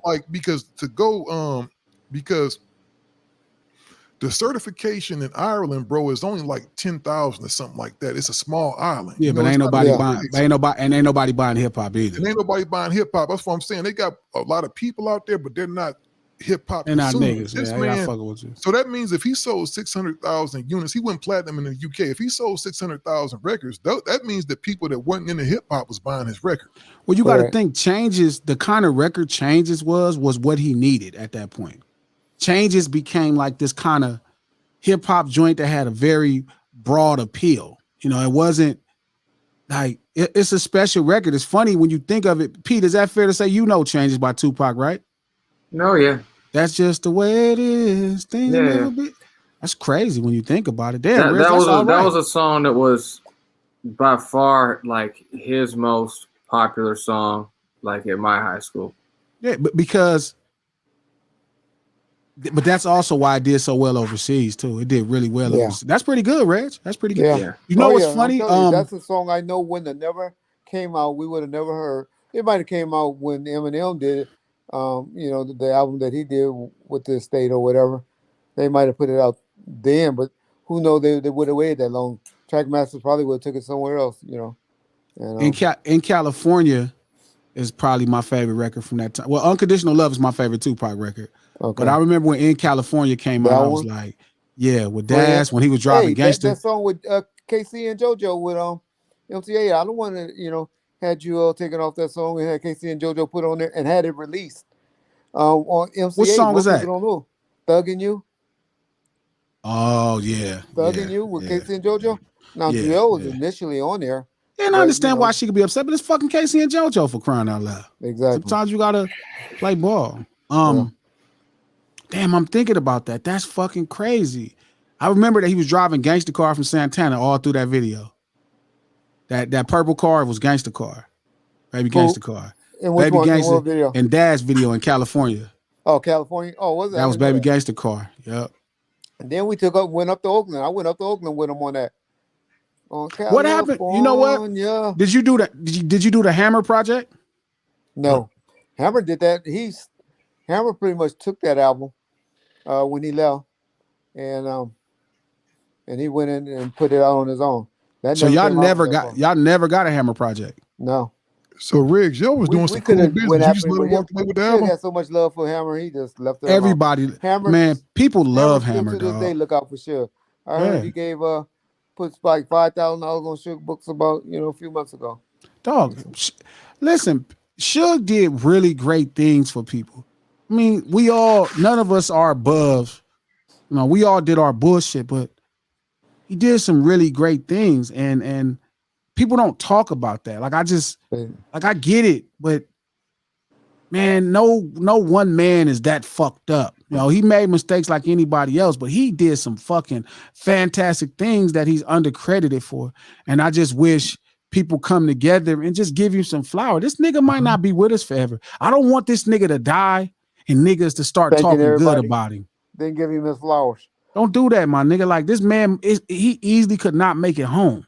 My mom didn't make it home. You feel me? Like you might not make it home. Correct. So why the fuck can't we not talk about how great he was? Sure, I get it. But at the end of the day, huh? How is his health? I hear like things. It's a lot better than what it was. Yeah. Let me just say that he was on the streets and not taking care of himself. People don't know Suge have a bad case of diabetes. Bad case. Yeah. And he was out there using the medication that the doctor prescribed for his father and he was just taking it, figured they had the same genes or whatever, or it was working for him or whatever. But the one good thing about him going to prison is now once you go to prison, that's the one thing you live for, going to eat and going to see medical staff. Because you can get away from all the bullshit. You ain't got to go to work and all of that stuff. And if you shut the fuck up, you'll have a little bit of peace. Yeah. Shut the fuck up, you have some peace in that motherfucker. You're not stressed out. You're not running around with CB. You're not running around fucking with Lil Wayne. You're not running around chasing at the shit that smoking you on cigars and drinking and all of that. Yeah. Stressing yourself out about what's going on. It's like you have no control when you're on the inside. That's why niggas usually come home with black hair. Niggas come home from jail, they still don't be looking like old men. They don't even be stressed out. If say niggas go to jail, come home looking younger than. Because you're not stressed out with these streets problems, the world problem, bills and silly shit. Hey, Reg, can I ask you about Lil Wayne real quick? Because you alluded to Lil Wayne was Suge was making moves, and I know around that time, was he trying to snatch Lil Wayne from Cash Money? That's what his intent was, but Baby saw it. Baby, I remember we was at the club the night before, and Baby wouldn't even come over there and fuck with us. We were at the Palms the night before that video shooting, and he just stayed away. So he knew what Suge and he kind of looked up to Suge. I used to call, and I used to connect them on the phone, and he just was like asking him all advice. These motherfuckers looked up to Suge, man. Master P, all these, how not? You had to. They wasn't calling. They were kind of lightweight dissing and stuff. You see what you just told me what Mac 10 wanted to do with a song. You know what he wanted to say. So they all I don't. But even Mac, wasn't on that Mac shelf. don't have nothing bad to say. I think Mac wanted to sell records. Mac don't have nothing bad to say about Suge. Never. Like personally talking to him, never. Yeah, I I know don't think Mac I actually personally. He's met never no said nothing bad nigga. about Suge. Yeah, I don't think I met a nigga personally outside of his niggas, his own people that know him and feel, how they feel. But Well, most people personally don't have nothing bad to say about Suge outside of when the camera's on. When the camera's on, it's a show. And I've Dub C taught and me that's the that. only thing Suge did wrong is he made his circle too big. Like LeBron James, he only take care of 4 niggas. And what I mean by that, he take care of those 4 dudes that came from college or 3, however many it was, 3 or 4. And he look out and make sure they all straight. Suge was trying to take care of too many dudes, and that's what I think his problem was. He should have took care of about 4 or 5 dudes, and they supposed to kept him circled and isolated, and then everybody else would just be like, whatever. But he was trying to take care of too many people, and then they all got envy of each other, and you can't take care of everybody. Yeah, and they Because gonna he was fight, trying to and take they care gonna of too fight, many people. gonna fight for your love. They gonna fight for it. They gonna fight. Exactly. Niggas gonna start telling you what And that's other what niggas happened. saying about you, and that's just That's how it exactly go. what happened. And I done They had that start happen to getting me envy. without Suge's success. You know what I mean? Yeah. Where it's like people around start fighting for your attention and your recognition, and they start smutting other niggas around I you. hate when niggas is arguing and mad at the size of his ring and his chain. I'm like, why are you worried about that? You know, I just don't get that. Um, I didn't get that. When the last time you talked to Suge, Reg? No, it was about 2000, right before I went to jail. So I went in 2019. So sometime in 2018, he called. When he called and he gave me a little snippet interview when he wanted to denounce that Ray J and Nick Cannon didn't have all the rights, like they were saying. And he said, if anybody got a deal for me, to contact his girl Toy. And he gave me that little interview, and I put it out Do you just think? to shoot that down. Do you But that think was the that last time I talked to Do him. you think if somebody? Do you think if somebody wanted to make a TV show on Suge, do you think the powers that be would block it? I Because done I went know in they there were with, blocking it. man, Rick, L.A. Rick. I don't know, most of y'all know him, but he's like Suge. He was like Suge, like a assistant or the guy that was making phone calls and stuff for him like that. He had him meet with, Matt Barnes and them had him meet with with 50 Cent boss. And so that's what's always funny to me when they say, oh, 50 Cent need to do this or 50 Cent need to do this. Suge was on the phone with his boss and he messed that deal up.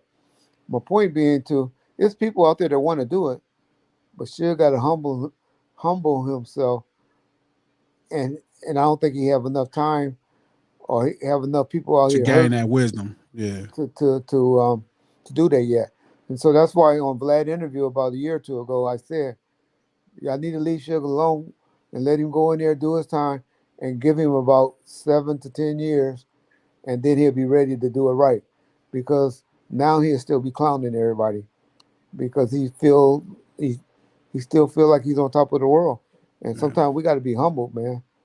And I don't see the humbling in him at that time. I haven't talked to him in a while, and so maybe he'll be humble. He's more humble now because you think about it, we haven't heard from him in a while.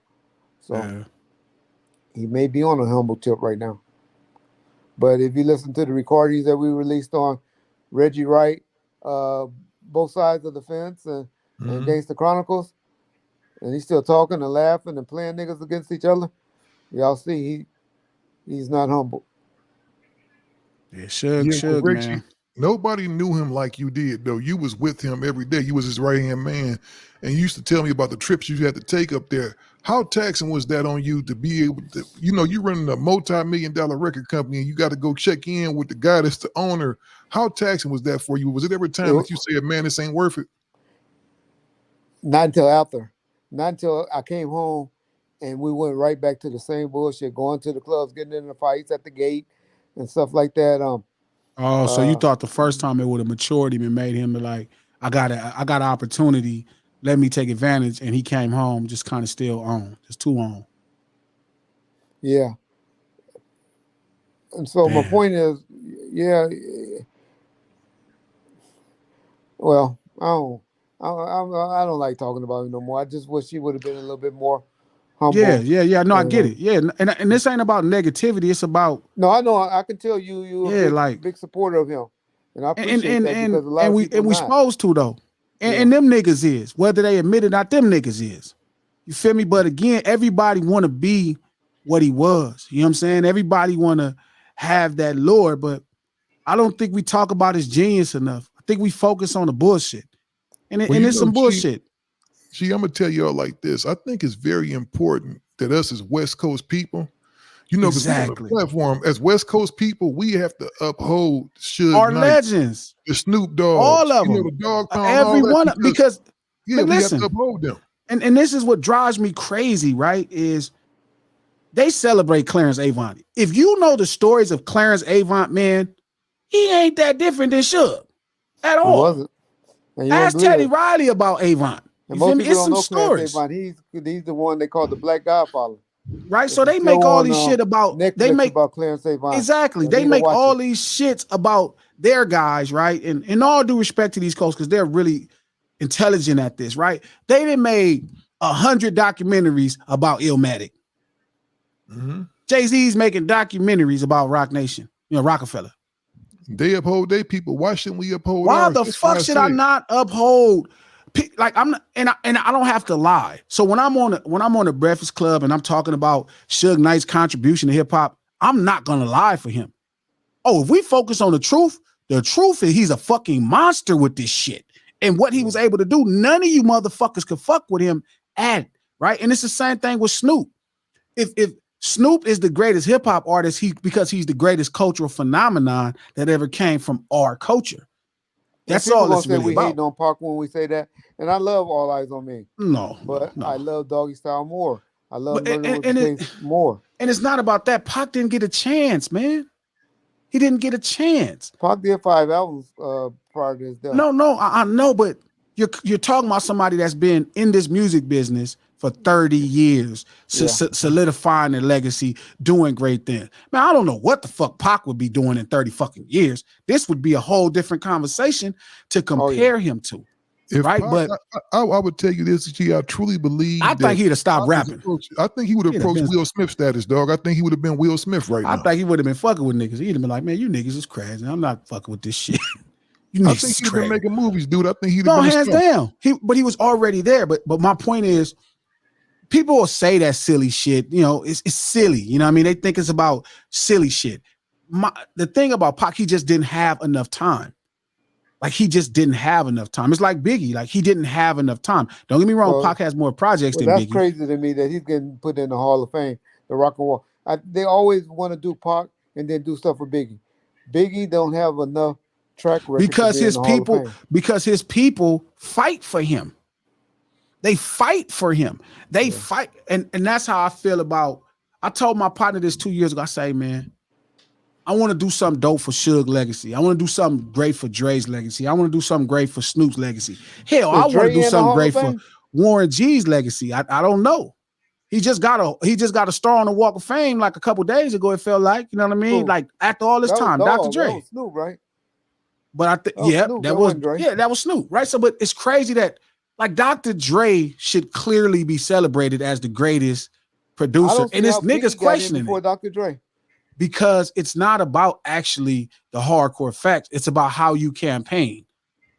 And I think we don't campaign. I'm talking about the Rock and Roll Hall of Fame, not the even then it's about campaigning. Like, you've been a part of this business. To be in the Grammy organization, you have to be a part of the Grammy board and submit.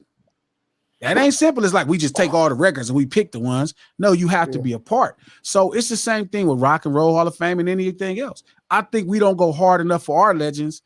Suge being a cardinal one, Eazy-E being another cardinal one as far as executives. These are probably two of the most important executives in the history of hip hop or music. And they're not celebrated like the other guys. Yeah. Well, Tupac was the first solo hip hop artist to ever be inducted into the Rock and Roll Hall of Fame. And you have to ask yourself, he died. If he wasn't deceased, if Snoop is not in the Rock and Roll Hall of Fame, how the fuck is Snoop not in this shit? That's not in there, or Dre. How should not talk about? But how's Biggie in it? Forget all of that. How is Biggie in because they can't. They Because campaign for him. Reggie, when I tell you, Glasses had he had a thing. What's that room that you like going on?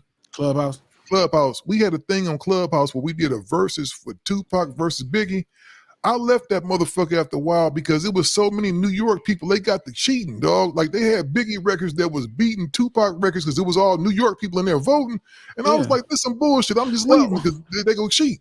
It's hard for us to ever be biased, right? Because if you liked hip hop in the 80s, you grew up to East Coast fucking hip hop. Well, Most of the fucking hip hop you go catch.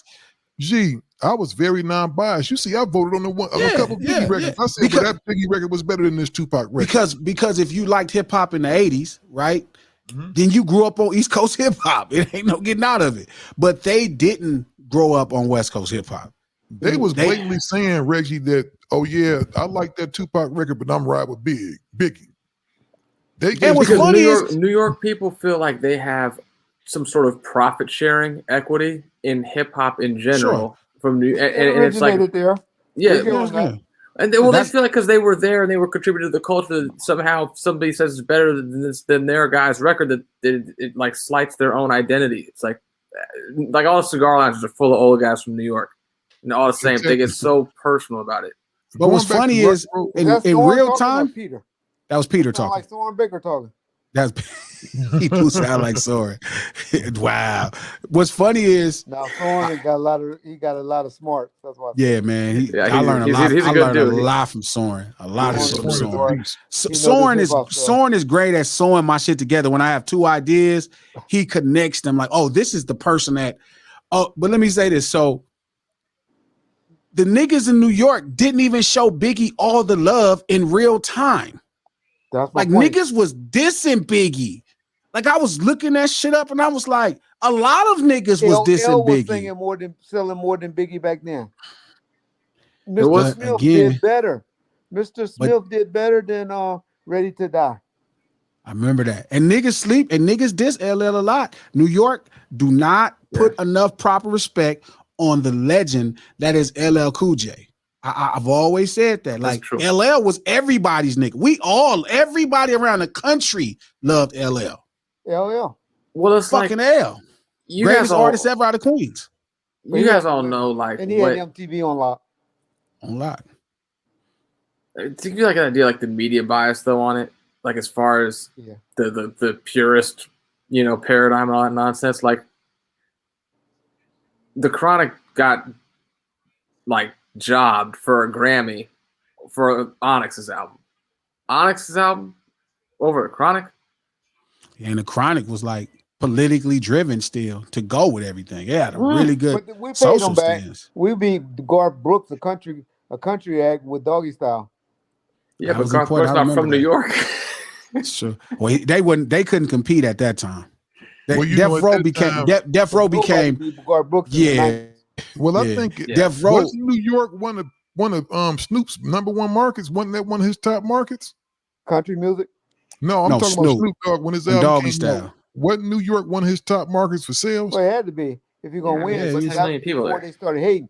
That's why everybody always think it's the East Coast West Coast beef was behind Death Row and Bad Boys.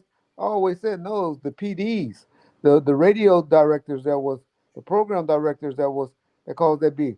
They stopped playing West Coast music. Like they didn't play like the West Coast PDs played. You came out here in Cali or Texas or whatever, you heard Biggie music all day. Biggie was at the Palace at least once a month performing at the clubs out here in LA. And you know what, G, we should have shut that motherfucker down because that's what I always hated about LA radio. They was always on the East Coast nuts, man. And you go back east, dog, they wasn't trying to support us like that. Nah. They didn't know who trying to support us like that, bro. Most people don't even know who Sugar Free is on the East Coast. Oh, that's a travesty. That's a shame. That's a hip hop travesty to not enjoy the brilliance of fucking Sugar Free. Like name somebody who's guys. All he's got 4 features albums. He's got 5 solo albums. Name a track that Sugar Free's been on where the other guy on the track, no matter who the hell it was, sounded as good as him on that track. Yeah, Sugar Free kill everything. He come on, man. Yeah, I don't think really Sugar Free. What's I'm funny a is big Sugar Free is such an underrated fan, rapper. Like but he he's didn't go past Arizona. you're right. For go sure. past He Texas. stops at Tucson. Stop right in Arizona. But what's surprising is how many people are discovering him now on the East Coast on their own. Okay. Like a lot of my partners, they like, yo, that Sugar Free shit is dope. But also I think that's our fault. We have to do a much better job of carrying our culture. That's true. East. And plus, I mean, we don't do a good job at Down that. and Too Short had the pimping stuff back then. Yeah. If you want to listen to that, we would go listen to Too Short or Drew Down. Well, I ain't gonna lie. One nigga they fuck with back in New York. They fuck with Too Short. But Short is the original. Short is the original. Oh yeah, Too Short. Short been out since fuck early. And he was 80s. smart. I don't know if he got ran out of Oakland or he just migrated to Atlanta. But by going to Atlanta, I think helped him a lot as well. Well, he talked to me about it, and he said he ended up down there just on some like saving money shit.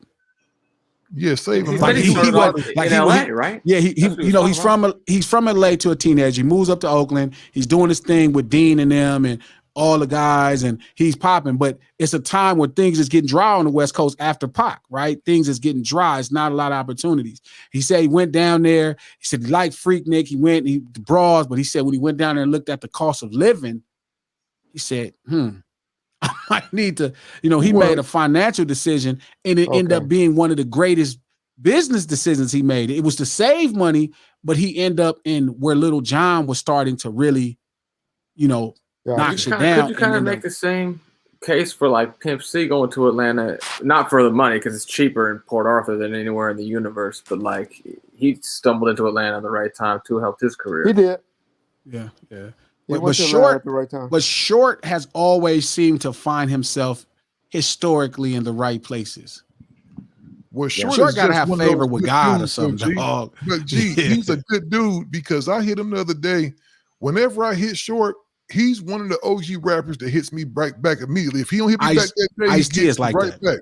Ice-T is I like respect that because I know a whole bunch of these dudes and they'd take like 2 weeks to hit you back and it's cool. You know what I'm saying? I'm not tripping, but Short is always the same person. Ice-T is the same way. I know Ice-T. I'm like, Ice, man, I got an idea, man. Tell me what you think about this. He's like, all right, give me a second. I'm on this SVU set. The nigga is responding to my text message on a set of a Hollywood TV show.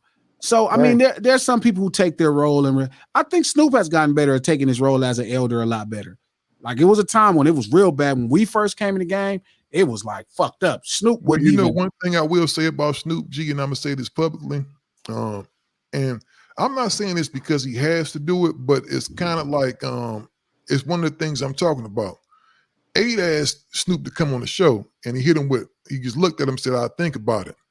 But if them dudes, Gilly and them, hit him back east, or whoever hit him back east, you would see Snoop pop up when they step. You gotta remember who you in bed with, though, Norm. You in bed with James McDonald, Reggie Wright. Yeah. And, you can't be over there. Right now, we've been on his head a little bit. Yeah, them niggas been talking bad about Dog. I don't like that shit. Y'all niggas could say that shit for the other niggas, but I mean... No, we don't talk...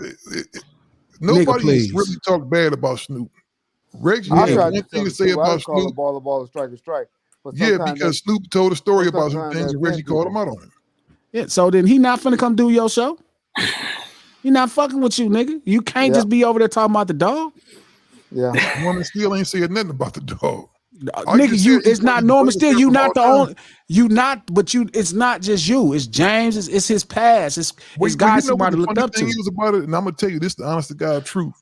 Snoop maybe 6-7 months ago, 8 months ago, he reached out to James through Fonby, through the homie Joseph Fonby, right? So we got a bridge with each other. He reached out to James through Fonby, but he never called James. He asked for James' number and everything. He just never called him. He'll figure. I mean, he'll do things on his time.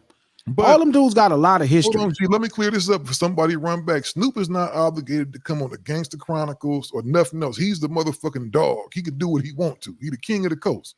But I don't think he don't fuck with the coast. I think, like, the more I get about Snoop, and this is crazy, and this goes back to Suge even more. So he created probably one of the 5 most popular people on the planet Earth. Now, it don't seem as popular as it is, right? But who's more popular than Snoop? Yeah, Mickey Mouse. Man, I got major love for Snoop. Michael Jackson. Jesus, maybe. I mean, because Jesus is so many different Jesuses. No, I don't know Jesus, which. you said Don't Michael start Jackson comparing Jesus and to Jesus Snoop maybe. Dogg. Snoop Well, Dogg is because man. Jesus, because we don't all share the same image in the Jesus. But we all know who Jesus is. So You're Jesus, being real disrespectful right now. I'm not. I'm really careful with my words. Mickey Mouse, Michael Jackson, and it's gonna get thin with niggas. And again, I had to realize this fucking with him, and I told him that just like Don't forget Michael Jordan, Michael Jordan and Snoop might be the same. Kobe Bryant. Kobe Bryant and Snoop might be the same. Yeah. They might be the Michael same. Jordan. No. Michael Jordan and Snoop might be the same. Michael Snoop Jordan. Dogg is as popular as Michael Jordan. Hell no. Nope. Yes. Not even close. Probably Yes. more popular than Michael Jordan. Yes. I think Kobe Bryant. Most people don't even know who Michael Jordan is. They know about Jordan shoes. They don't know they're Michael way. Jordan. They don't know shit about Michael Jordan. Snoop Spike Dogg Lee made is Michael Snoop Jordan. Dogg. People don't know Spike Lee made Michael Jordan. Exactly. The yeah. stupid ass fucking commercial and the fucking Made Gatorade. We was just talking about Mike the other day. Mike is the greatest scoring guard ever, but you'll dig this, and I got to get up out of here. You'll dig this. Scottie Pippen has been complaining about how Michael Jordan has been pushing his narrative. Right now, right after winning the championships, Michael Jordan was a lot more grateful to Scottie Pippen, and Dennis Rodman. I always tell people I grew up, I'm an infant of the 80s, right? So I remember the 80s, and I remember what niggas would say about Jordan. Niggas didn't have the highest praise, none of that shit. It was like, oh, that nigga could dunk, he could score. That's all you get. But in the 90s, when he started to win, right, they got Scottie. Scottie started helping them, and they start putting it together. They put their run together. Came back the second time, Shaq put work on them. They got Rodman to put their second run together, right? After that, people didn't start saying Michael Jordan was the greatest until after he retired. Because you got to remember, like Magic Johnson, you had just watched Magic Johnson dominate the 80s. You watched him won 5 chips, 3 MVPs, 2 finals MVP in the finals every other year, 9, 10 times. You had seen domination before. You wasn't that far removed from what Bill Russell had did in the 60s. You wasn't that far removed from greatness. So Michael Jordan was challenged when he had 3 rings. People was like, yeah, that's cool. He got 3 rings. That's nice. And the second 3, people was like, because I remember watching, I was like, when he won this title and he retired, I was like, he might be the best. So I think he got a time to sit with it since 98 and decide like, damn, I'm really the best. You know what I mean? And then it's been going to his head. And over the time he's been doing really weird stuff to me, the Last Dance and all this stuff where it's like, you're making this a little too personal. We already made it about you, nigga. We made it about you. We did that for you. But when you start doing it, it's like when LeBron called himself the best basketball player on the planet. My nigga, I've never in my life heard nobody say that. Michael Jordan, Magic Johnson, Shaquille O'Neal, never heard nobody say I'm the best basketball player on the planet. So when you start making it about yourself, you almost put yourself in a position now to where people was like, hold up. And so Scottie is like, wait a minute. You didn't have a winning season until I played with you. Right? So I compared it to, I said, Michael Jackson is Michael Jordan. But Scottie Pippen is Rod Temperton. The way we remember Michael Jordan at the highest level, right, is because what do you remember about Scottie Pippen, though? What do you think about with Scottie Pippen punking out and when they had that boy from that number 7, I can't think his name, the European player that they had on the team, Kukoc. That's all you think about. You mean when Phil drew the play up for him instead of Pippen? And he wouldn't get up off the bench. What I remember about Scottie Pippen is when he was guarding Magic Johnson and we lost to the motherfuckers. That's 1990. That's what I remember. 91. I remember that. 91. I remember that, and it hurt my heart. So I'm aware of exactly who Scottie Pippen is to the T. But Michael Jackson, right? Michael Jackson without Rock With You in the Thriller album and Thriller, the song itself, that video, he's Prince. Thriller. Yeah, Thriller. He's Prince. He's Prince. He's Prince. Without Thriller? Without Thriller. He was bigger than that before Thriller. Didn't he do the Pepsi commercial before Thriller? But remember, when he burned that's Rock With You. My point. So without Rock With You, Thriller.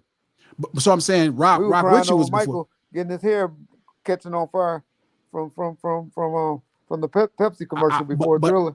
But I still think he was just ours at that point. I still think he was just our community at that point. Like he was starting to get out there, but Thriller transitioned him into a place to where Wake up, Nora. I'm up. I was looking at the I don't know phone. what to sleep I'm on. researching some stuff. He transitioned into a version of him. Like we never seen that before. We had never seen what Michael Jackson had became after Thriller. But then he showed you in black or white. No, not that fucking what did he asshole. say he was? No, He no, literally I'm changed saying. his face digitally like 100 times in the video. I'm saying.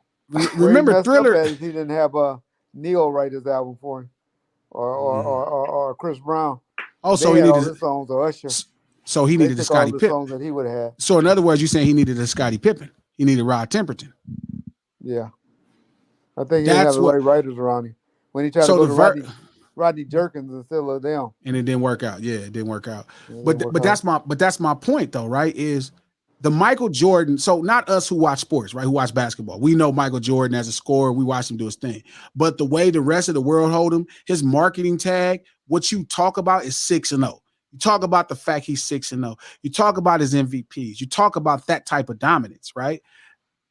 That's you know, we got soccer players bigger than Michael Jordan. Yeah, Messi and them, all of them. Yeah, all them guys. Out of the country, those guys are mega big. Them niggas might be Snoop Dogg size. Snoop Dogg. Niggas might be Snoop Dogg size. And that Suge Knight, man. Suge got that shit right. When he got it right, man. When he got it right, he got it right. When I tell you Suge got it right, he got it fucking right. The times he got it right, Snoop, he got it right. They got that. Him and Dre got that shit right. Like, I never give Snoop just credit. You know, the monster that Suge and Dre created was Snoop Dogg. You got to give him credit for The Chronic. You got to give him credit for Doggy Style. You got to give him credit for Murder Was the Case. You got to give him credit for The Dog Food. All eyes on me. All man, in the contract. Now see, you be on bond first, so niggas gonna talk bad, but in the contract, I've never seen this shit. Even when I signed the Cash Money, I didn't have no shit like this. In the contract that Tupac hand wrote, we're gonna do a podcast about this. That Tupac hand wrote. He wrote. You've been teasing this episode for a year. Go ahead. Right? No, I'm talking about the one that he wrote in his handwriting. Okay. Right? He wrote feature with Snoop Dogg and Dre. And then he had the one remix song by Dre. Yeah. Who the fuck puts another rapper? That's how great that monster that Suge and Dre created is on Snoop Dogg. Well, he definitely wanted to work with them. He knew it. Saying, I'm only coming there if I work with you. This is why I'm coming. And I've said this on the Breakfast Club, and the nigga got mad at me, and obviously every Tupac fake fan, because I'm a real Tupac fan. I actually really grew up listening to Tupac music. I'm actually a fan of him. It actually bothered me when everything happened to him. Like I've been a fan. But what kills me is when I told people, if you look at his book list in prison, but you do a video giving homage to Baby Lane. It's not homage. I'm messing with you. But people feel like it's hot because they really feel like it's homage. It's like, bro, you can't even tell. Tupac would have loved my fucking song.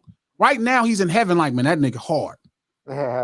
He like that nigga hard, but because no one supports your coast. I mean, no one made Biggie Must Die from New York, did they? Who the fuck even know what happened to Biggie? Everybody that know what happened to Biggie, I wouldn't even know what this. That's not some street shit. Niggas don't really fucking know. I never heard that story in the streets. The first time I heard it was on the internet, and I heard Reggie and them talk about who might have did it. I don't even know what's the motivation. I don't know what happened. That's not some like street shit that you don't hear about. Like, that's like high level shit. That was like some shit. Well, Reg's right here. What happened to Biggie? Nigga, he wasn't there. I wasn't there.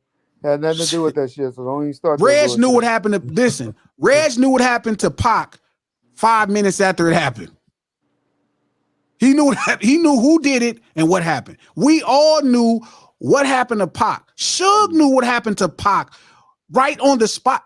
We all knew. We didn't know the people, but we knew the area. Yeah, we knew what it was about, and we knew the people.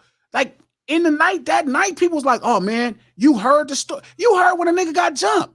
Like the shit was calling back. It's normal." So Biggie shit was so next level. You know what I mean? That it was like, that was like a real hit. That's not like no upset nigga that just got into a fight. That's like somebody knew what they was doing. You know what I'm saying? They knew what they was doing. But the point I'm saying is Tupac understood what Suge was able to do with Snoop. He knew if he got next to Snoop and saying the shit he was saying, it was over.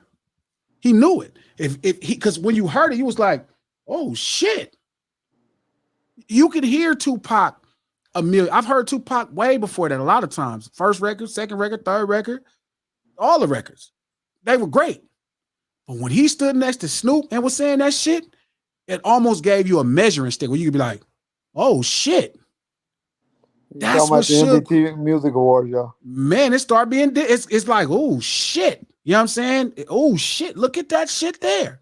Snoop that was and high. Pac knew it. He was this high that day. Oh man. Snoop is so fucking great, man. Snoop is so awesome. And I love, and what's funny is, speaking of that, I'm gonna say this and I got to go. You know who cussed me out the most about Tupac Must Die the song? Mob James? No. James actually just explained to me he explained to me in the most simplest voice and told me how it hurt his feelings and, you know, how it was like digging him. Like, that actually probably made me feel the worst. When he described it to me, I was like, damn, that do sound fucked up. Like, I didn't even think about it like that. But you know who cussed me out the worst? The nigga who Pac talked the worst about. Dre. Oh, really? Dre had the most tongue, like the most lip for me when it came down to it. Oh man, he talked shit. Corrupt really fucking laid into you. But he was like drunk. An hour. But he was. I was here when Corrupt was going. Always drunk. I was here when Corrupt was going fast. So when OG drunk, like I'm not really chill. I'm like, oh, he drunk tripping. You feel me? But Dre really tried to make me feel bad. Like, I mean, he was like, man, why the fuck would you do that? I'm like, do what? Cause like, what's the problem? Man, why are you saying fuck this nigga? I didn't say fuck Tupac. Nigga, who the fuck would say fuck Tupac? Like, what are you talking about? Like, he just did not, it was no matter what the song was about, how I told him, like, yo, the song is not negative towards Tupac in no way. It's not disrespecting his legacy. It's not disrespecting him. It's telling a gangbang story that he happened to be involved in. It didn't matter, Reg. The nigga wanted me to apologize. I'm looking at that nigga like, nigga, you done slapped Deep Orange. You done said fuck Easy. All this crazy shit. You want me to apologize about making and he was serious, Reg. It wasn't nothing. He was so serious. He talked to me like my grandfather or something, bro. He was like, yeah, so listen, Glasses. This shit is not cool. I'm like, Doc, cause you almost said, how you telling me about what's cool? I'm thinking to myself like, nigga, what? And I'm listening, and he gave me the most shit about it. I told you, Quick and Dre hates the drama. Well, how the fuck is they always dissing the shit out of somebody? I know, huh? Ain't that a bitch? That's what killed me with all these niggas. These niggas be mad at me about my ideas. No. See, that's that bullshit, Reg. You can't raise niggas on this shit and get mad when niggas be on this shit. I'm on this shit, Reg. How a nigga can't be mad about Tupac. I'm a fan of Tupac. I swear, when I wrote the song, I called Still. I said, I just wrote this song that got Tupac energy in it. Like, this is a kind of song. You know, people can't get mad at you. The people that get mad at you probably are the ones that be over there pumping up KPD, talking about he's a comedian and he's funny and he need to have stand-up comedy and all of that. So I don't get it. I don't get it. Like, but you know, also, we also grew up in a society where we feel like we have to take a side. I don't got to take nobody's side. 2 niggas got into it. Niggas died. That's happens all my whole fucking life. I don't know no other way. I ain't never got to take a side. Niggas ain't from the 7. So my point is, Crips, that's one thing about Crips, boy. They loyal to the soil. Yeah, I don't know about that. All of them, they say the same stuff. Man, check this out. Spotted from East Coast. I'm from 7th Street. We got the 7s in common. That's the 7s. 7. Most 7s than that. So I don't feel like I'm taking Baby Lane's side or picking Baby Lane, and I don't. You did. How? You did. I didn't make Baby. Listen. You did it from his point of view. Kind of biased, bro. Because every last person had told the story from Tupac's point of view. The story has always been told that some nigga that just was a hater that was jealous did this. That's the only story. I think people was more upset because there was some inaccuracies in the video Oh, that made it look like to he the was trying point. to live He did a favoritism. great job. But you have to make it a little inaccurate, because if you actually say that, if I go out of my way to say, hey, nobody took Trey Chain, it really looked bad. He didn't take Trey Chain. That's not the point. Again, it looks really bad. Because then it looked like just some gang shit. Well, that's what it was. No, it's not. It was because of Tupac felt his loyalty to Death Row. It's not just as simple as, I'm not saying Tupac wasn't claiming the mob. Obviously, fucking Stevie Wonder could see Tupac was claiming the mob. He was being loyal to who he was around. But he was loyal. He was claiming the mob. I think he was being loyal to who he was with. But that's my point. That's where I was getting to. But he was loyal to the niggas he had never felt that kind of love. Correct. I know how this gangbanging shit work. Yeah. Man, niggas take you in and niggas will do anything for you, man. It's a different feeling that he was able to feel being a part of this shit. That's what all these niggas really want. So when Pop you look got at the that niggas shit, he was hanging around doing thug life, they wore blue. Yeah. And he was loyal to them. Brodies, yeah. Because, and then you got to remember he was the richest nigga in the thug life movement. You know what I mean? So he got some niggas off the corner, some niggas from 40s, right? That was with it. But when he got with Death Row, you got with the mob, they got real paper. And they was some real goons. They was with all the bullshit. So, and they like, yo, we'll do whatever you want to do to these niggas. Man, that type of love and power, you know what I mean? Like, I get why. So, but that's why I'm also really careful with telling the story in a way that fits why. So you don't look at it like it's just some bullshit well, if they don't take the chain, what am I mad at? Because two gang members got into a fight? No. So you make the story simple. You make it digestible for people. And you say, okay, this is why he was upset, because his chain was taken from this person. It's not about did they not take it. Attempted. He did not take the chain. Okay. I just got to put out there because people hear stuff, they runs with it. But it's not the point. It's when niggas tell this story, all these crackers telling these stories. My bad, Pete, you're not a cracker. But when these crackers tell these stories, dog, you feel me? They don't fucking call them niggas and say, hey, I'm making a compelling story, because if you make it look like that, then you can understand Tupac's rage when he found out the nigga was around. This nigga had done wrong to somebody he was loyal to, and a label that bailed him out of jail. So I made the story simple. If it's just a gang fight, but if it's just back and got the Cadillac, the white Cadillac and everything, it was an incredible video. What you did. But I don't like that title, though. I hated that title. The title was like a movie thing, but I understand. But the thing is, I don't think I took Baby Lane's side. I think I told hip hop all about Reg, and this is something you can relate to because you know about hip hop. You've been in it long enough and you've seen it. It's about giving a voice to the voiceless, the miss and not and ill represented, people that's not represented. You know what I mean? So when you hear a story and all you hear is, oh, he's a hater, or this nigga, this, that, and the third, or this nigga, and you like, well, no, I understand how we live culturally and why you feel like, man, if that happens to Baby Lane and he comes back to Compton, do you know what niggas is gonna say about him? He became a legend. Like, no, I'm saying not after. If he does nothing. Oh, if he didn't do nothing. Oh yeah, they had to retaliate. Had to. Yo, baby mama gonna be like, man, you let that rapper, you didn't know when that rapper nigga did that shit to you. I always say that. I said, you can't walk around the shirt with a white beater on no more. Nigga. Imagine if Soulja Boy slap you across your face and you don't do nothing. Man, Reg, if Soulja Boy slapped me across, and I'm not calling Tupac Soulja Boy.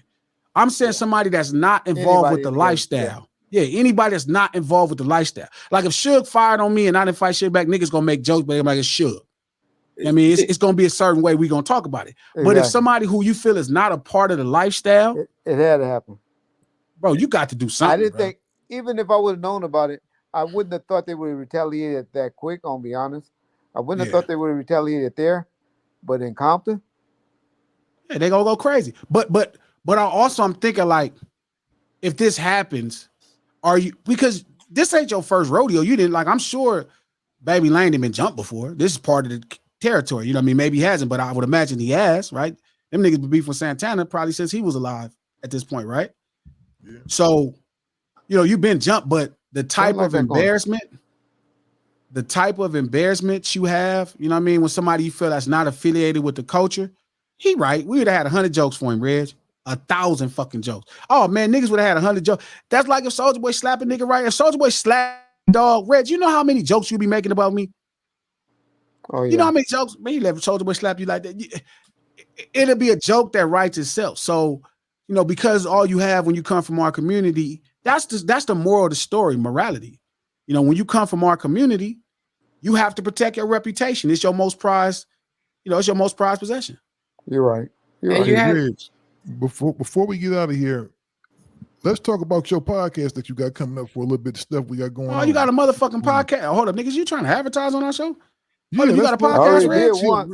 It's called Both Sides of the Fence with Reggie Wright or the OG Gangsta Chronicles. We haven't came up with what we're gonna do. No, well, he got 2 podcasts. He got one because Regs like to talk. Regs be on there every night. So we got Both Sides with Reggie Wright, and we got the OG Gangsta Chronicles. We really And about guess to what's kick gonna it be the off. first episode we're gonna do? What's that? I don't know. But we're gonna do one about your boy Ice-T. We're gonna tell the story. I gotta go tell the whole story about the robbery and all of that and getting the boy killed and almost going to jail. All right, we can do that. Man. You know about that? You ever heard about that one, Glasses? Yeah. I got the players and everybody Niggas involved in that. say shit happened. The one thing about Ice, they say some shit gonna happen. You ain't gonna play. Hey, them old niggas, man, that's why I don't fuck with you old niggas. Red, you old niggas is trifling, bro. You old niggas, bro, will stab y'all generation stab people. Ice-T, he gonna do me being around talking about I dry snitching on shit. Yeah, Ever since he said that, I've been working on that. So my thing is, y'all old niggas play different. You niggas stab each other and shit. Y'all look in each other's eyes. Y'all niggas some treacherous. I don't really. You listen to older real niggas rap and shit. You niggas be talking about raping niggas. I'm not fucking with you old niggas. That's why if I ever had beef with an older nigga, I'm just killing. I'm not gonna try to negotiate or settle nothing because you niggas will do like treacherous shit to each other. Niggas cut each other heads off and hang them on. Like, bro, I don't know what are y'all doing. We could just eliminate the problem. Y'all get out of hand and think y'all like from like Greece or something or like, Rome and do little silly shit. I don't know what y'all problem is. You niggas is treacherous, and I think y'all just traumatized from something happened to y'all or something. No, it wasn't that, man. I think they're less removed from a meaningful, from a climate of meaningful war where they understand the value of ultimate victory. I don't even know if ultimate victory. Them niggas be raping each other and shit. Them niggas different. And it's an ultimate victory. That nigga Dub C got a song talking about raping somebody with a hanger. I was like, first off, why are you sticking so much somebody's ass that you got an issue? Wu-Tang was rapping about smoking germ and shit and all kind of crazy shit.